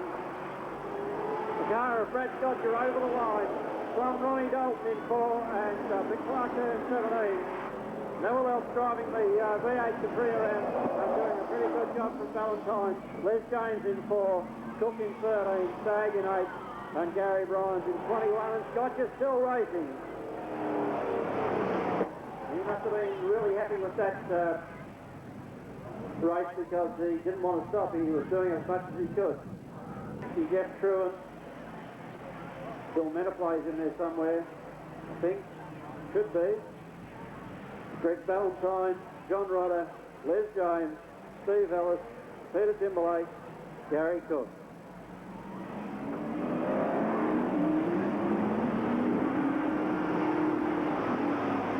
A little bit of debris coming off the Gary Bryant car, but I don't know if that was the reason for the no start.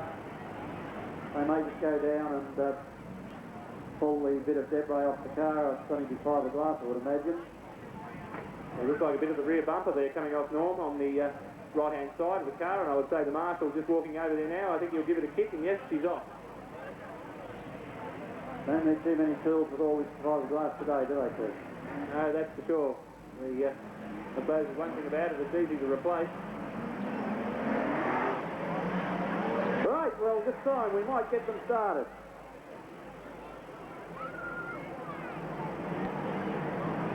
Green flag up. Neville Elf, Gary Bryant, Jeff Truant, John Rodder.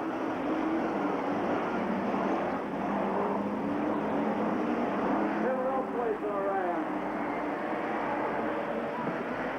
Somebody's going to have a hard time staying out there. Oh, and Gary Bryant puts it right around.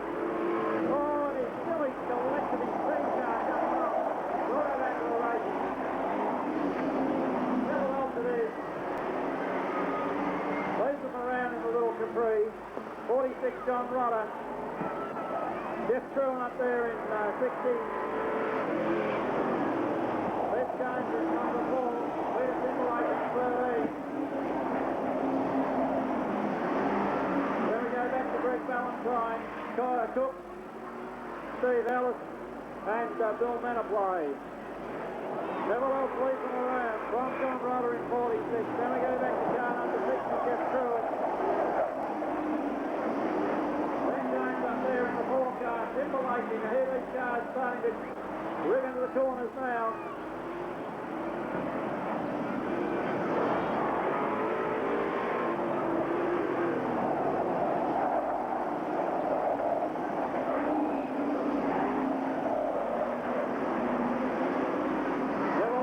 Great job out there in the V8 Capri, keeping Rodder at bay.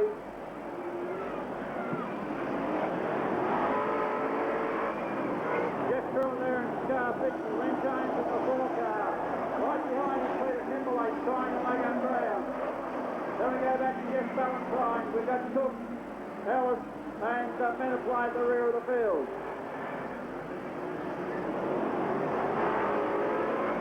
Neville Elf's got this V8 Capri really fired up. He's holding Rodder at bay. Open up again they have to Jeff Truant. Back to Peter Timberlake. Then we've got Len James. Truant calls it a night. 1 lap to go for Elsie. Let's hear these Horsham people cheer. Neville Elf's in 5. John Rodder there in 46. Timberlake's got up into 3rd place from Les James. Then we go back to Jeff Truant. There's a great drive to the line. Neville Elf looking for a win here. One of our local boys from Horsham. Neville Elf in Horsham 5. John Rodder in 46. Over the line goes Peter Timberlake. Then we have Len James from Valentine, Cook, and Steve Ellis in 9. And Menaply in car number 33. Well, let's hear it from Neville there, one of our local boys. We call him local because he's been racing here from way back in the 1970s in limited sportsman. Won a Victorian title in the sportsman class, not limited sportsman, sorry Neville, but in the sportsman class. And went to saloon soon after, and you can hear it out there.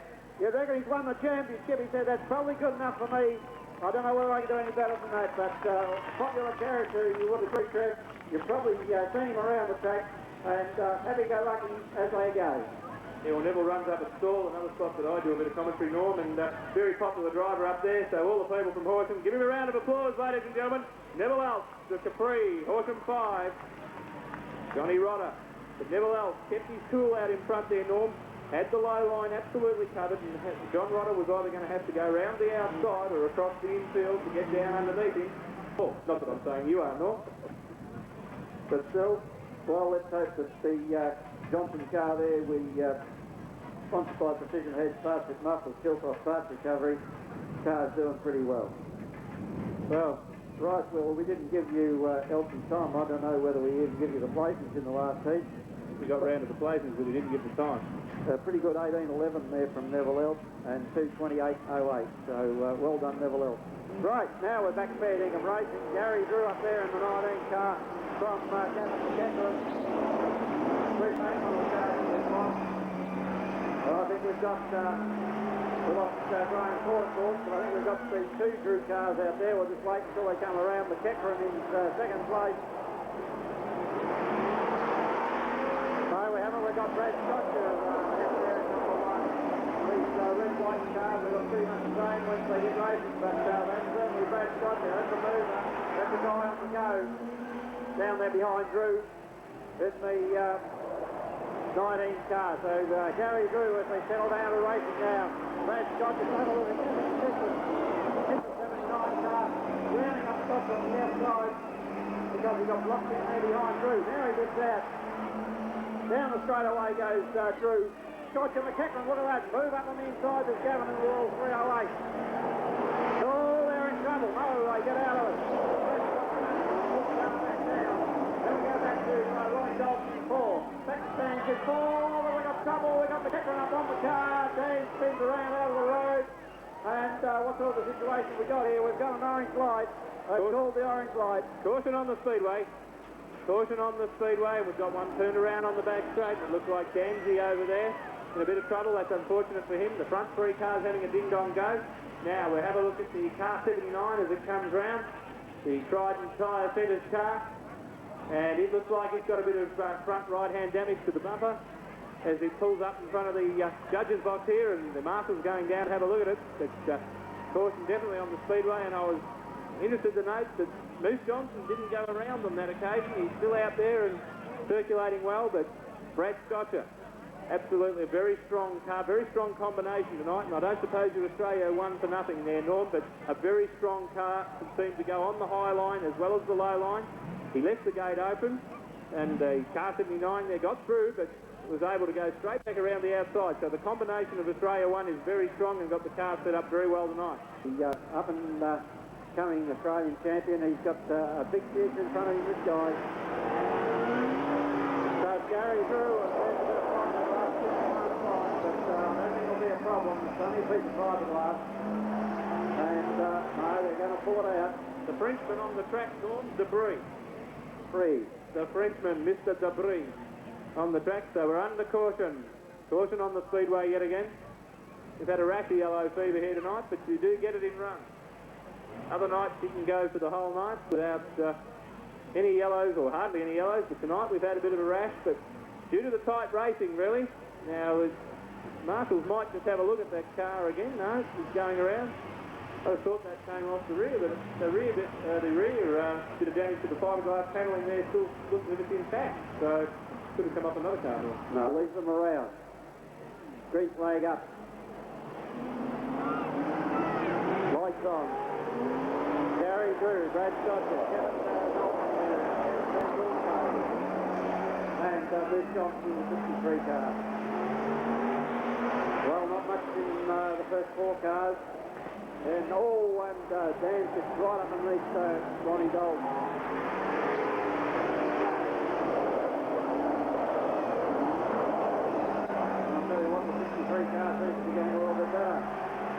heat, last chance, last run for these guys.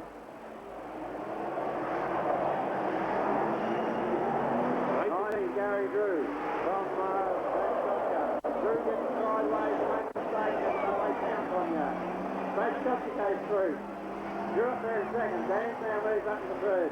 Ronnie Dalton just drops off a fraction and Moose Johnson in the 63 car in 5th place. Scotcher out there in 1. Gary Drew in the 19 car, really getting up to him. Dan's working on him. Gets up under the battle work. Dalton back there in 4 on the other 4 car of Dane's. 1 lap to go. Their last run for the night. Brad Scotcher, he can't get back from Gary Drew in 19.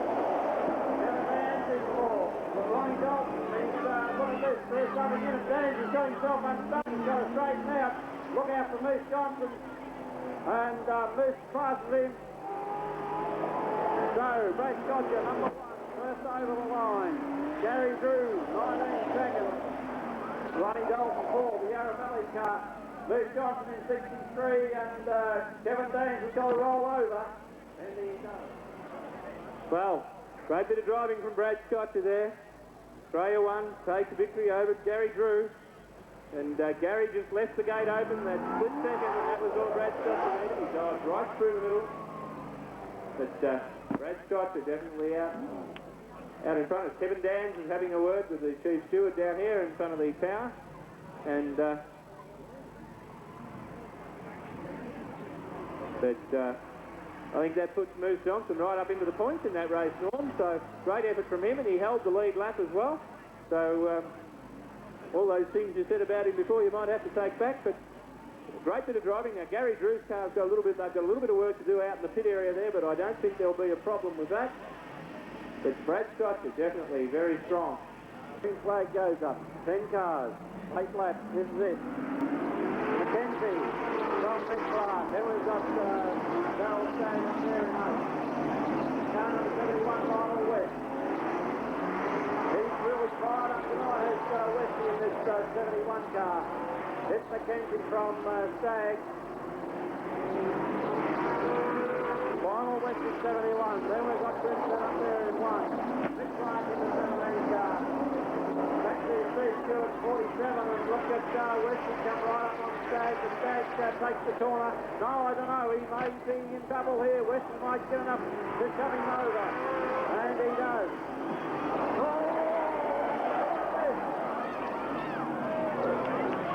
Talking on the Speedway, Norm. Talking on the Speedway.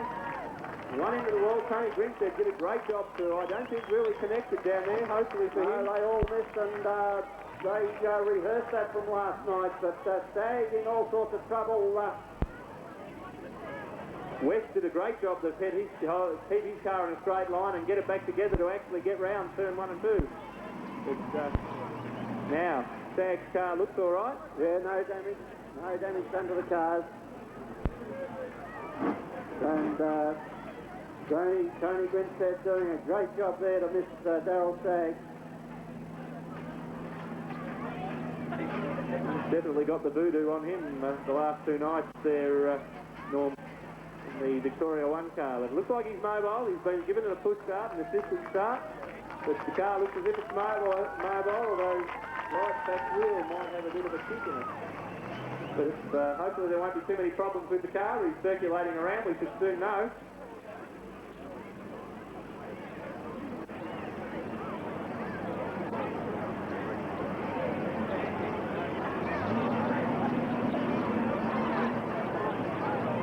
Now, be interesting to see how they line up for their starting order, Norm, as Stag's car looks like he's just giving the car a bit of a throw about, make sure there's nothing mechanically wrong with the steering or rear end in that.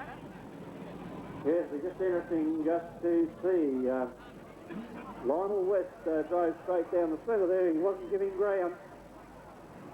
At the moment, why Grinstead is up into that spot he's in. The reason being is because he was turned around, deemed he was turned around by the chief steward, and can be put back in his running order, and that was at the discretion of the chief steward. Green flag. Right, we've got the green flag up. We're off and racing, and McKenzie once again gets the pedal down. Stag goes after him. Lionel West up there in the 71 car. Grinstead out after him in Vic 1. Vic Clark in 17. Then we go back to Steve Stewart. And he and Drew Jim English.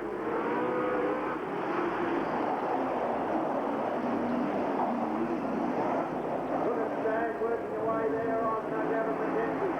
Lionel West up there, that's Grinstead a little bit behind. And the car just running ordinarily at the moment. McKenzie is the car, big boost. Lionel West is Stag really mixing up there. And Westy goes through, shuts Stag over.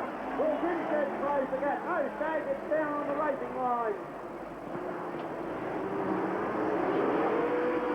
Kevin McKenzie from Lionel West. Then we go back to Stag. Where's Grinstead and Clark having a go? Doesn't matter where you look at this race, they're all having a go. Clark right up on Grinstead. And Hammond Shaw for the way. Kinsey off 4 there, coming down to greet the judge one more time, looking very strong over West. Out of the car race, Grinstead and Clark having a ding-dong go as they get down the back chute. Enron Flame sitting out from underneath the car now. Down the back chute into 3 and 4, and it's McKenzie showing the way over West at the moment, North. Doing it quite well out in front, although under a lot of pressure at the moment from Westy. In third spot, Darryl Stagg in the race. We get back to Grinstead and Michael Clark. Now Mick Clark having a ding-dong look down the inside, but can't find a way around the inside there of Grinstead as they get down the back chute. Down into 3 and 4 now, and the interest lies up the front. White flag being prepared in the front straight, and look at West get underneath McKenzie. McKenzie left the door open, and that was all he needed, and he gets through. And also Darryl Stagg gets down there as well. Down the back chute, Grinstead under Brett from Clark, but as they come down into 3 and 4, and it's Lionel West out who all gets a bit of a balk there, and look at Darryl Stagg. Big move on the inside. Darryl Stagg, West takes it. Stagg second. Third goes to McKenzie. Fourth by Grinstead. Mick Clark in fifth. Car 47, Steve Stewart. Then Ian Drew. Great bit of racing there. Jim English came in next, but Lionel West and Darryl Stagg and Colin McKenzie, unfortunately left the gate open here on turns 1 and 2, and that was all that was needed there, Norm. Yes, you can't afford to make a mistake with these guys, and Stagg and West, they're still mixing it out there, even though the racing's finished. Well, you only had 10 cars. We've got 20 cars coming up for the finals. I think it's time that we all had a bit of a spell, headed for the canteen. Let's get stoked up for the final because it's 35 hectic laps. As I say, you saw 10 of them at it this time. We're going to line 20 of the best here that have qualified for this, the VSC, Victorian Super Sedan title. You're going to see them go racing here at the big one at Western Speedway. We're going to do some track preparation. It's a good time for everybody to head down to the canteen. Round of applause, pump them up. Come on, give them a wave. Give them a yell. Righto. Australia 1 off the pole. Brad Scotcher on the outside of the front row.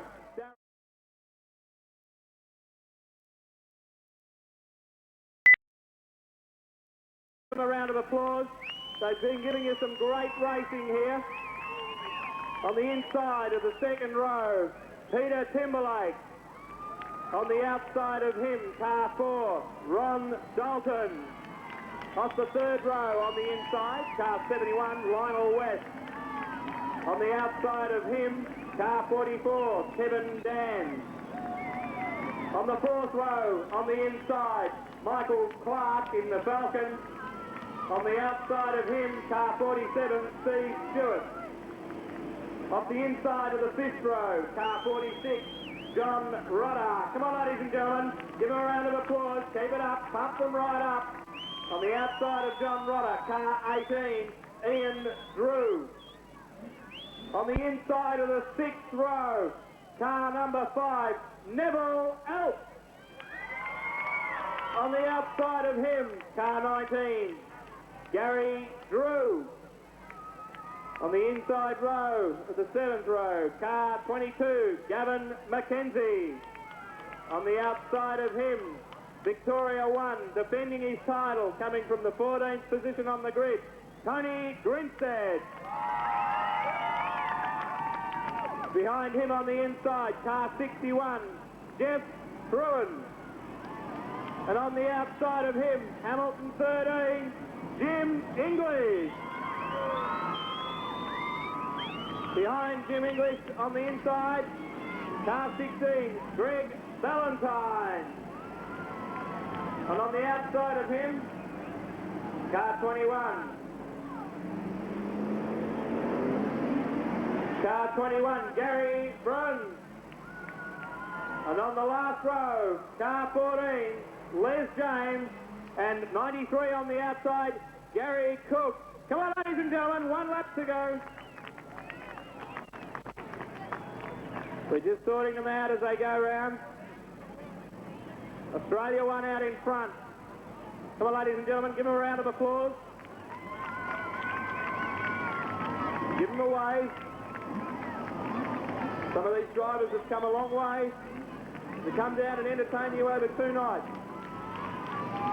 Cars look a treat, the track's a treat. We've got 35 laps of red-hot racing coming up. It won't be long before they're underway. And off pole, Australia 1, Brad Scotcher. He'll be wanting to get a good start. Coming down out of 3 and 4.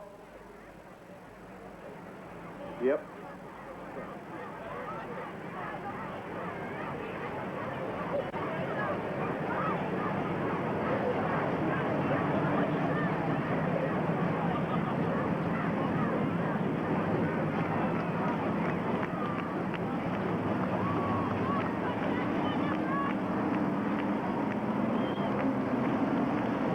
Ladies and gentlemen, it won't be long before they're under the starter's hands. They're going around.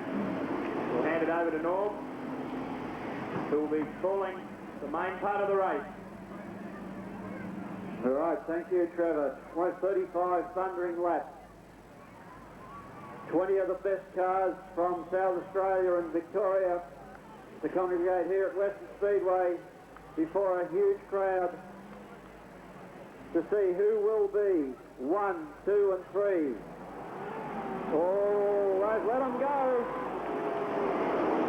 Brad Scotcher got away to a good start there. Then we go through to Darryl Staggs. Timberlake up there already in the 13 car. Then we've got Kevin Dans and Ronnie Dalton side by side. Can they get around the corner and get racing for 35 laps? There's Scotcher out in front. Then we go back to Staggs. Timberlake up there from Dans. Ronnie Dalton in car number 4. Back to Lionel West and Nick Clark. There they go, Stevie Stewart. And they're trying to make a move. Back with the lead car. It's Scotcher in number 1. Then we've got Darryl Staggs. From Timberlake up there in the 13 car. From Kevin Mays and Ron Dalton. Back to Nick Clark. Stevie Stewart. He's all up there. Looking forward. Big Sid to make a bit of a move. I think Scotcher already starting to try and run the car. Timberlake getting the car around the sideways. But this side gets Scotcher. We've got a warning flag out already on the slower car, and that's the car of Gary Bynes. There's Scotcher out there. He's got the run of this race. He's got the car set up. He's got the pedal down. And we've got cars spinning off all around the place at the moment. But all under control. No race stoppage. Just getting the blue flag there for cars that are slowing down. Back with Brad Scotcher. He's the lead car. Darryl Stagg out after him. Then we've got Peter Timberlake. Right up there is Kevin Dans from Lionel West. Ronnie Dalton up there in 6th place from Mick Clark. Stephen Stewart up there, and we've got a slow car holding them all up. We'll look at Spinstead. He's getting through there now. We're back with Scotcher. They start to rustle now. But car number 1, Australia 1. It's Brad Scotcher. He's got the lead from Staggs in the 8th car. Got to go down now. He's lapping these slower cars. We've got Brad Scotcher up there in car number 1. We've got the 8th car going through there at Darryl Staggs. Timberlake up there not getting an inch. There's nothing between the 3 of them. It's certainly a great race to see. Then we've got Dan up there in the Yarra Valley 4. Timberlake making a move there and gets underneath Staggs. Goes through in the 2nd place. Now he's out after Scotcher. Staggs gives him a bit of a shove, but they're still racing.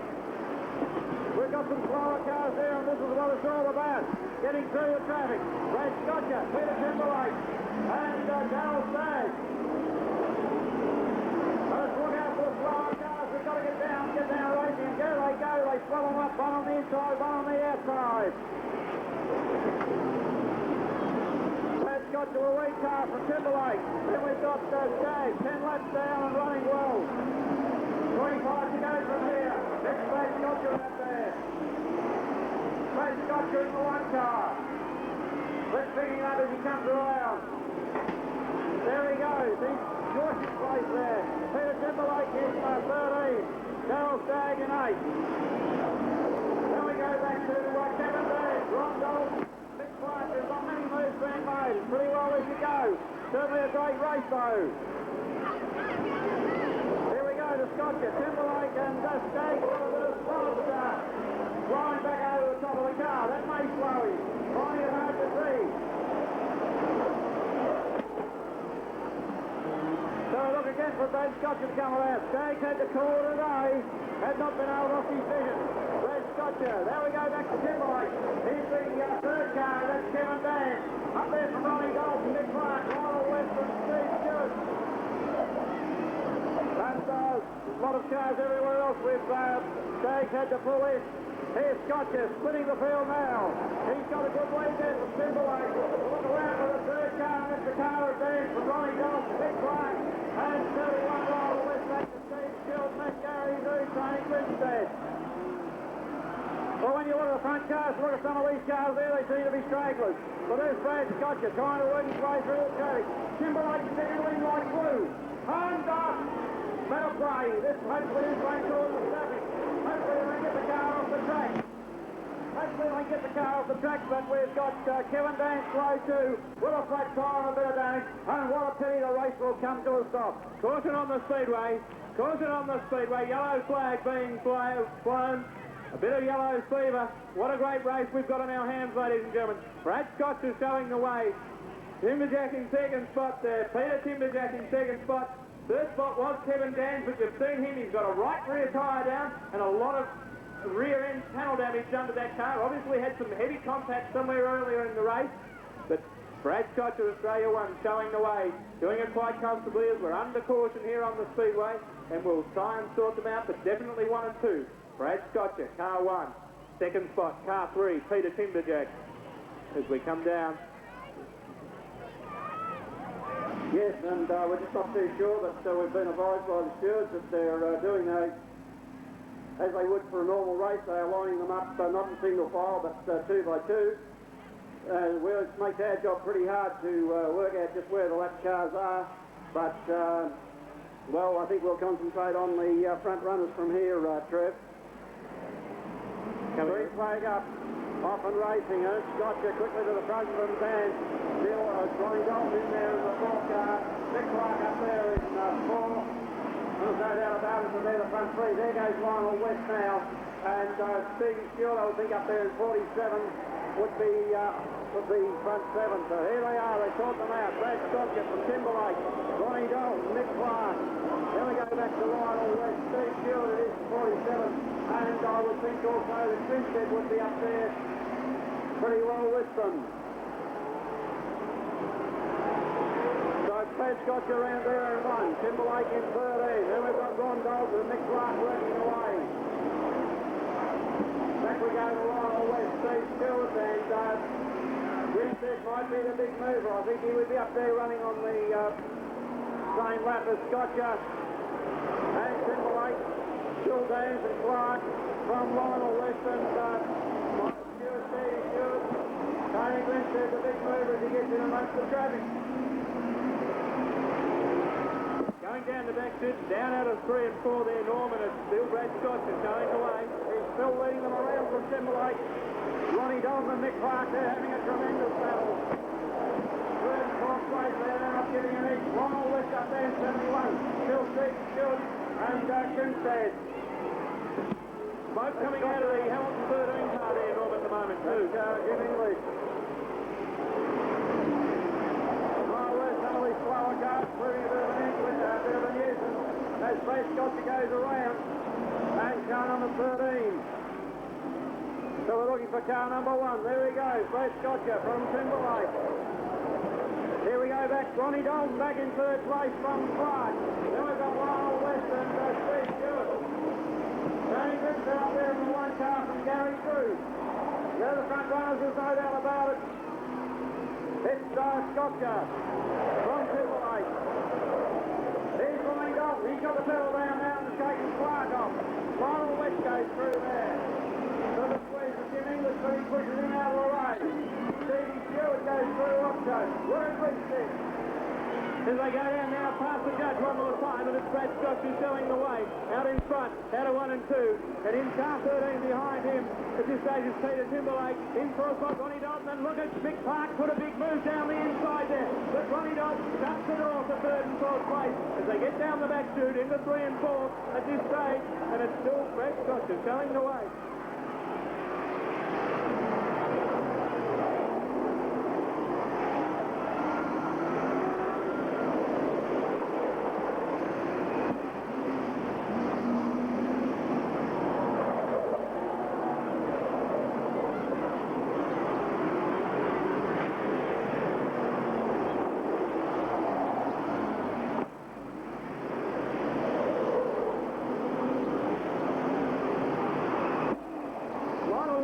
He's got a problem and could retire any moment over there on 1 and 2, Norm. It looks like he's pulled out of the race. But as they come down the front chute, and it's Brad Scott is still showing away, but caution on the Speedway. Caution on the Speedway. Caution on the Speedway. At this side, we're just trying to pick up what the problem is. It could be the Frenchman again, debris. Over there on turn 2. Definitely there's a bit of debris laying on turn 2. But Great racing. Brad Scott are out in front. Mick Clark and Ron Dalton having a ding-dong tussle there. And Lionel West beckoning for the chief steward here at the moment. But it's definitely out in front. Brad Scott to Australia 1. But Grimsted was the big mover there. Moved up about 5 or 6 places in Victoria 1. And could be a bit of a sleeper here at the moment. Now, we're just waiting to try and work out the rest of the placing. But it's Brad Scott out in front. Doing it quite well, driving really well, driving off the mirrors at the moment, so to speak. Just doing all he has to at the moment. Peter Timberlake behind him in car 13. Then Ronnie Dalton in car 4. Mick Clark in the Ballarat car, the Stepnell's car, behind him and doing a great job there. Mick in car 17, Ballarat 17. Having a real ding-dong tussle with car 4. That's Ronnie Dalton there. And Ron, he got up underneath Ron, but Ron had a little bit more experience and just shut the gate and pushed him into the infield. And Mick had to get out, and there's a few tyre marks on the inside of Mick's car there. They've been a bit of tight racing, a bit of rubbing there, I would say, Norm, definitely. Yes, well, it's pretty hard and fast and pretty tough out there, and no quarter given, no quarter asked. It's all in the name of the sport. And I think from here on in, Grimsted is the one to watch. There's no doubt about that. He's talking with Lynn at this stage, but car sitting right down hard against the wall here at the moment as the steward's now lining the cars up. Now that's an interesting move. Looks like the car 13 is going up on the outside of Brad Scott, which is the pole car.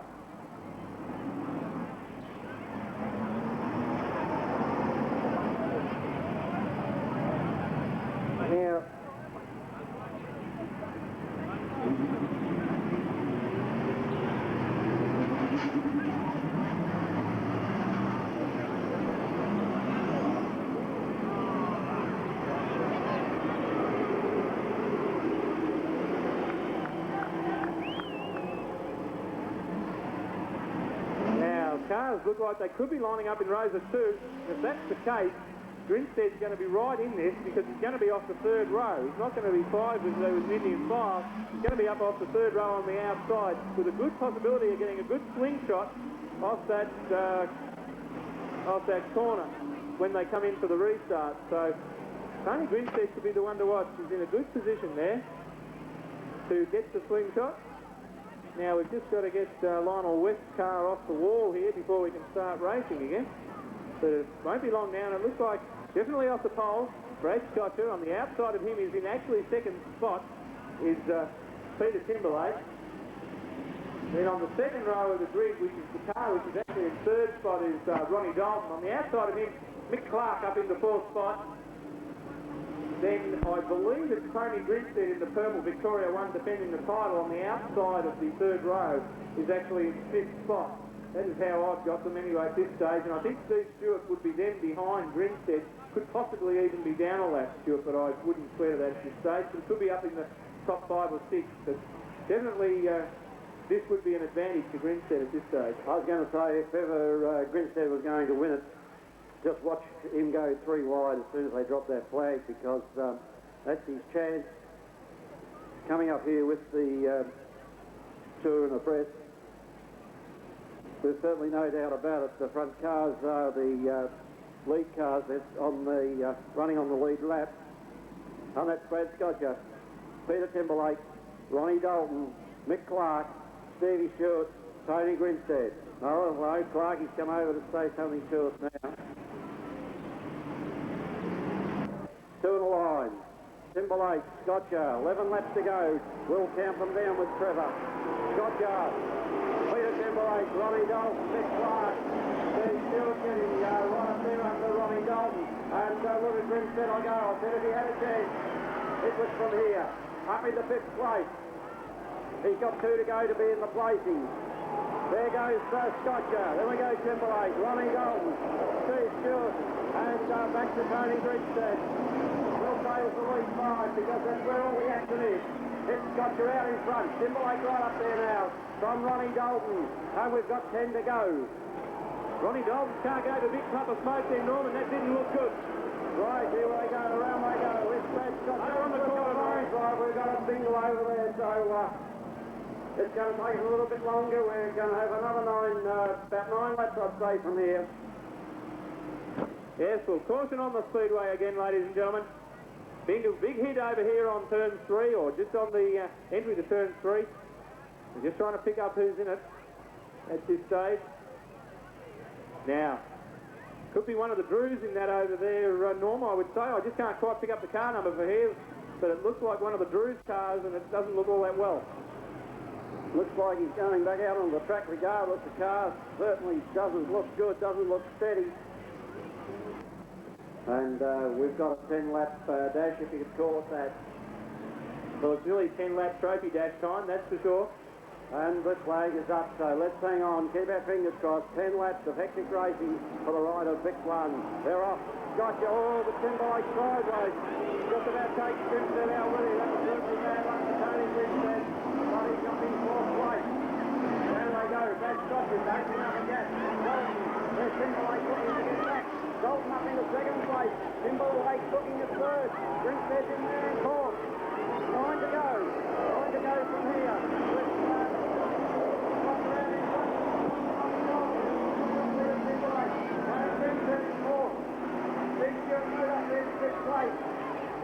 And with Dalton's turn to come across us.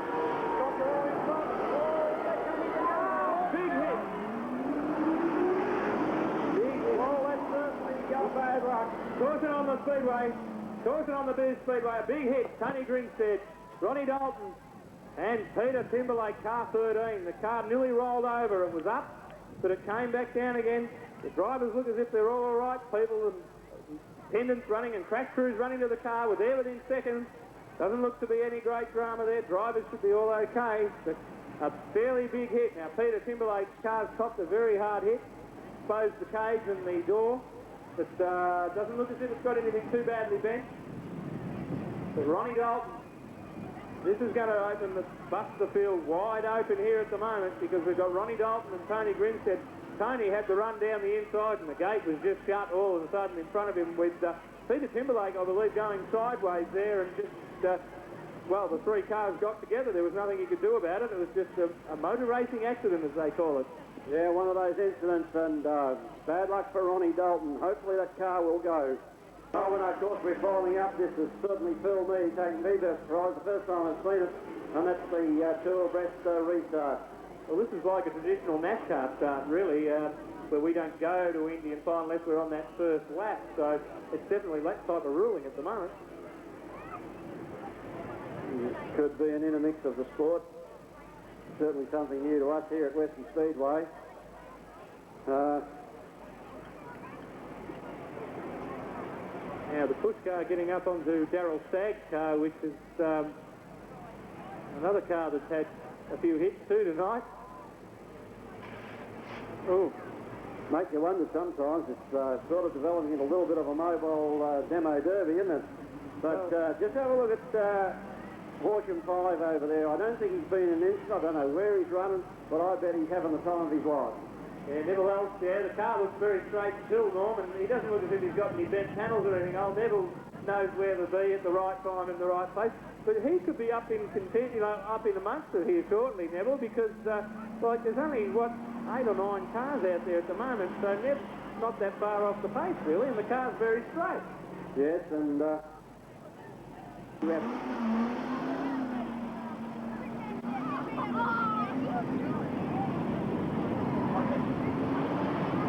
still got 9 laps to run. Right, 9 laps to run, and we've worked it out that we reckon Neville Elps is running around about 6th place.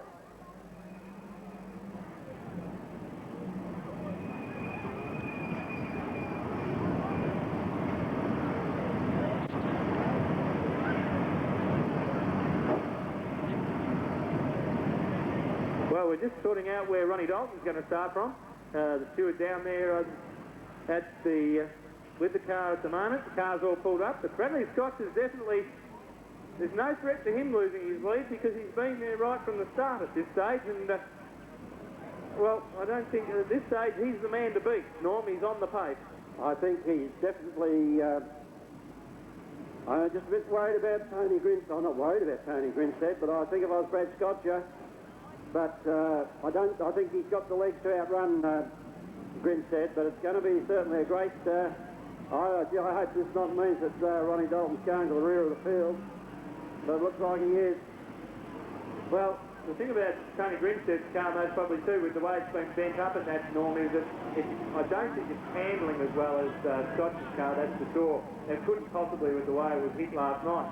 But it's definitely got I think it's got the grunt in the straight line, but it's definitely having a problem in the corners. It seems to be asked to back off just that tad earlier than everybody else. Now, Ronnie Dalton down here having a talk with the chief steward. Now, he was one of the cars that was tangled up in that 3-car pile-up which brought out the caution.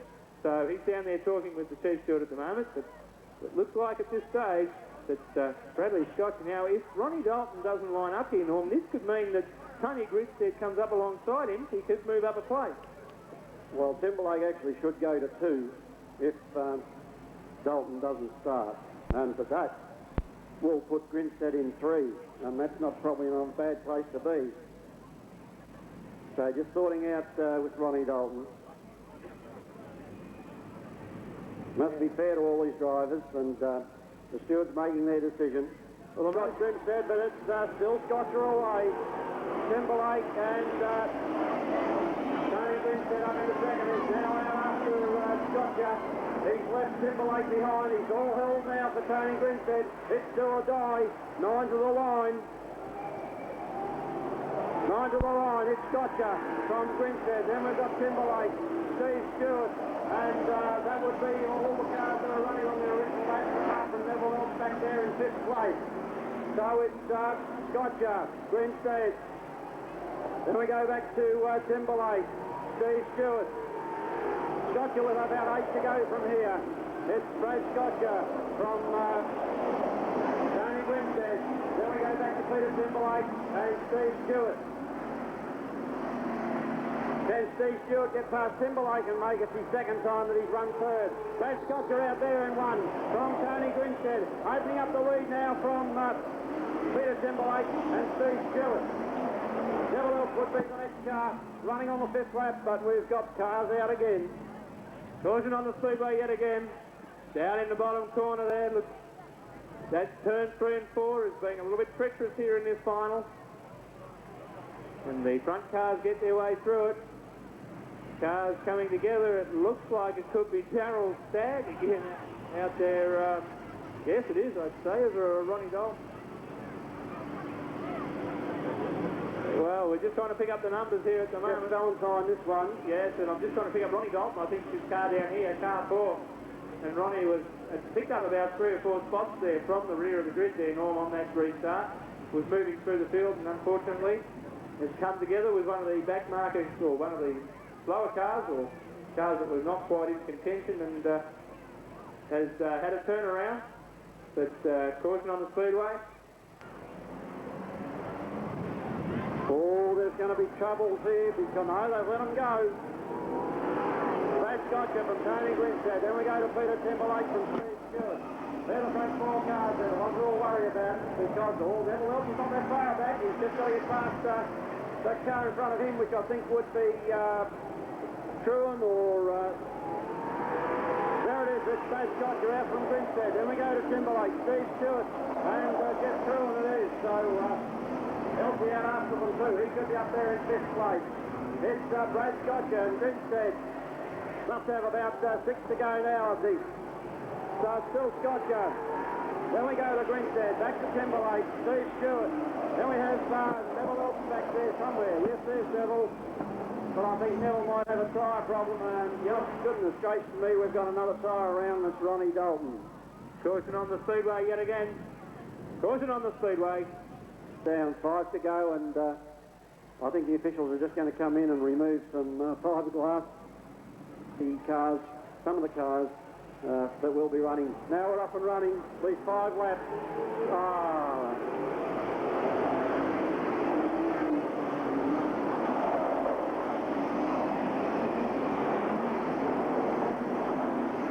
Well, we've got a still on the green flag here, Norm, at the moment as they go down into... No, we have got a green flag. That's Scotcher from Grinstead, from Timberlake, and Steve Stewart. They're the front runners, and I think all the others have been lapped. It's been pretty hard, it's been pretty fast, but I think Brad Scotcher's just going to cruise to the line because what have we got? 4 laps, I think. 4 to go for Brad Scotcher from Timberlake. Grinstead up there in 2nd place, Stevie Stewart, and there's Stag. Oh, look at that. Oh, good driving from Gary Cook and everyone. My word.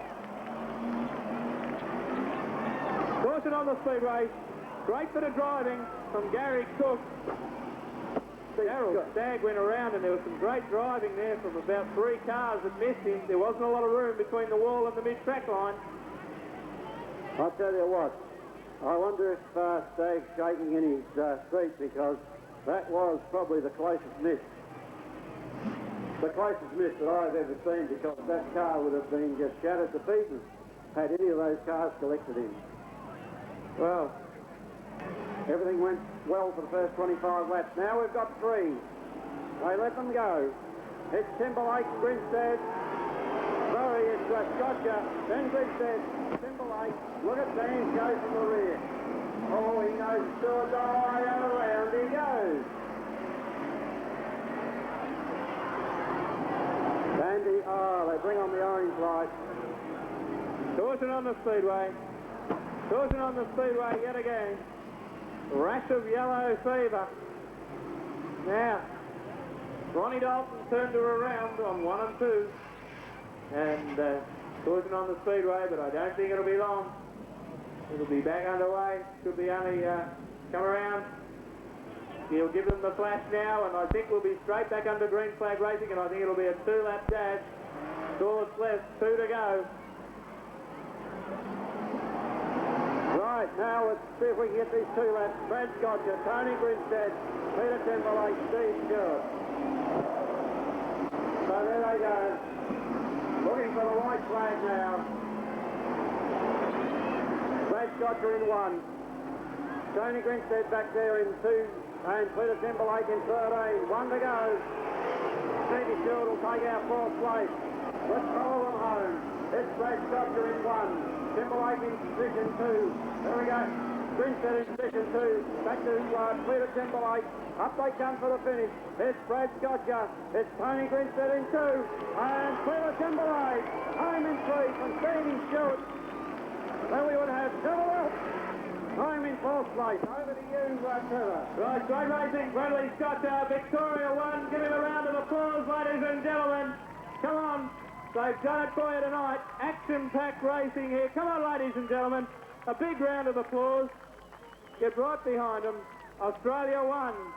He'll come around to get the checkered flag, and when he gets that flag, give him a round of applause. Come on, ladies and gentlemen. This is great stuff. Great stuff. Brad Scotcher. 2nd spot goes to Victoria 1. Now will be Victoria 2. Tony Grinstead. Come on, ladies and gentlemen, give them a round of applause as they go around. 2 nights of great racing here at Western Speedway. Give him a round of applause. Brad Scott, as the cameras are flashing over there. The Pontiac, he's done it from go to woe. And number 5, Neville Elf. Give Neville a round of applause. Great driving by the veteran in the field, and I don't think you'll mind me calling him that. Neville Elf. If we can have somebody to the pit office phone, please. Now, Brad Scotcher coming around. Come on, ladies and gentlemen, down on 3 and 4. Big round of applause, ladies and gentlemen. Bradley Scotcher. Victoria 1, Australia 1. You don't get any better than that.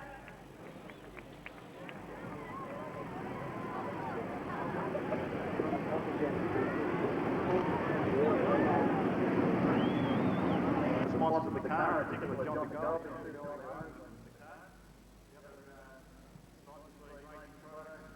Thanks for the racing.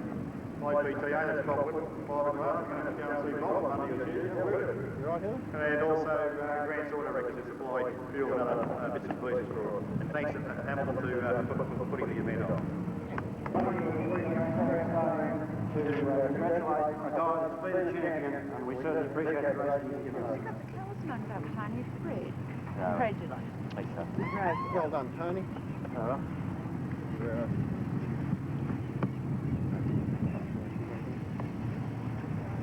Great, thanks very much. It's really unexpected to be up here this weekend, the trouble we've had. I'd like to thank the BSC for putting on the event, the Hamilton Club. Congratulate Peter and Brad. Yeah, Brad, I don't know, I couldn't get near him.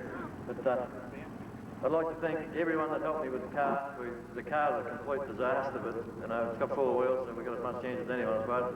I'd like to thank all the crew and Staggy's crew and just everyone that helped me, Cookie's crew, and all those guys that put in over the weekend to repair the car. I'd really like to thank them. I'd like to thank me 3 daughters, or 4 I guess. I've got another one as well, and I'd like to thank Maria very much too. But, I'd like to thank everyone, especially my father. He makes a mean cup of coffee and washes the car for me. Thanks very much to him.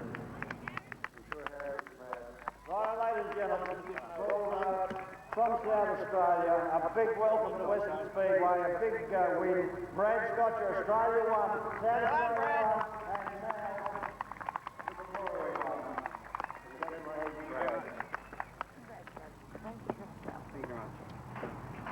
Well done, Brad. Good timber for you to take home. Bigger than the Australian.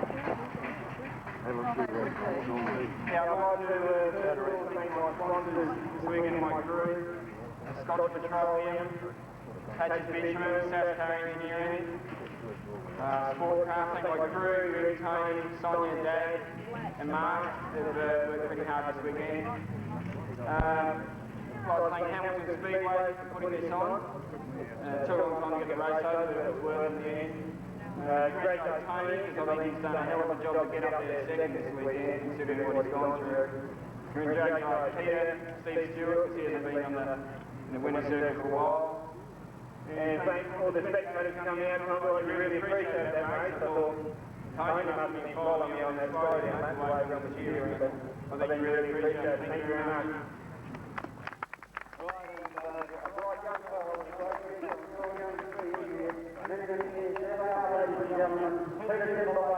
Number 3, Tony Reed, number 2, and Victoria, number 1, Brad Scotcher.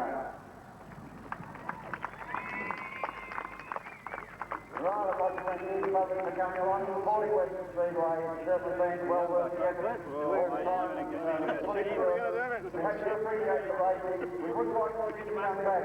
The more people come back to Western Speedway, the better racing we can put on. That's what it's all about.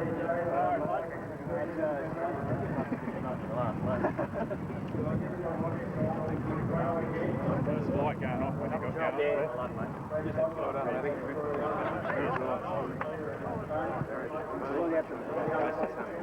Hell of a race.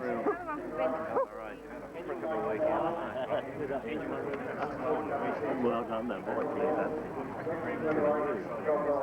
Thank you.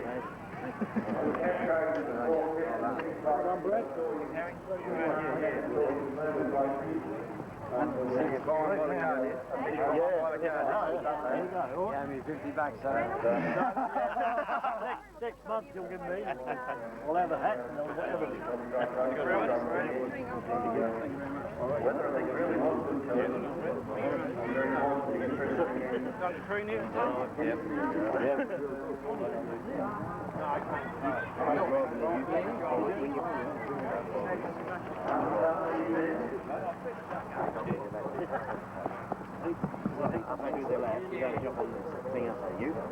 Oh, yeah. Oh, yeah.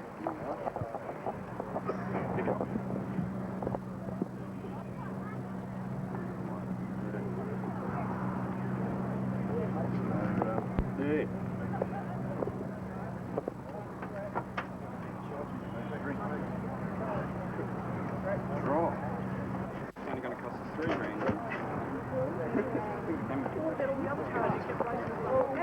Yeah. Sits here. Good one, boy. Thank you. Thanks very much. What happened to the car? We're going to bubble it. Oh, yeah.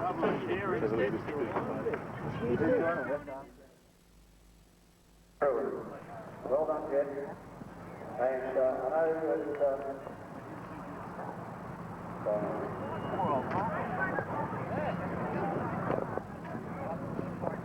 Congratulations, you drove really, really well. Through there. Eh? Put your arm through there. Well done, Jeffrey. Hang in there. Hard work. And ladies and gentlemen, one of the able to take out sixth place, Horsham 5, Neville Elf.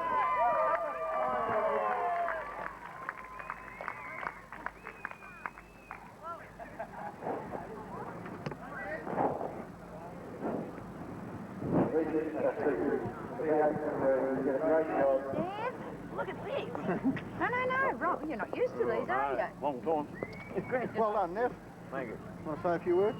Oh. You better, because you've got a lot of fans out there. Right, we're going to allow them never all the privilege of talking to the fans out there because they certainly supported him. Yeah, I'd just like to thank you, everybody cheering me on, especially after that win I had earlier. I wondered what would happen if I would have won the final, but I'll especially thank all my sponsors and my pit crew, Glenn and John tonight, and all the other boys in the pits there that helped me. Thank you. And congratulations on the other places. Good night.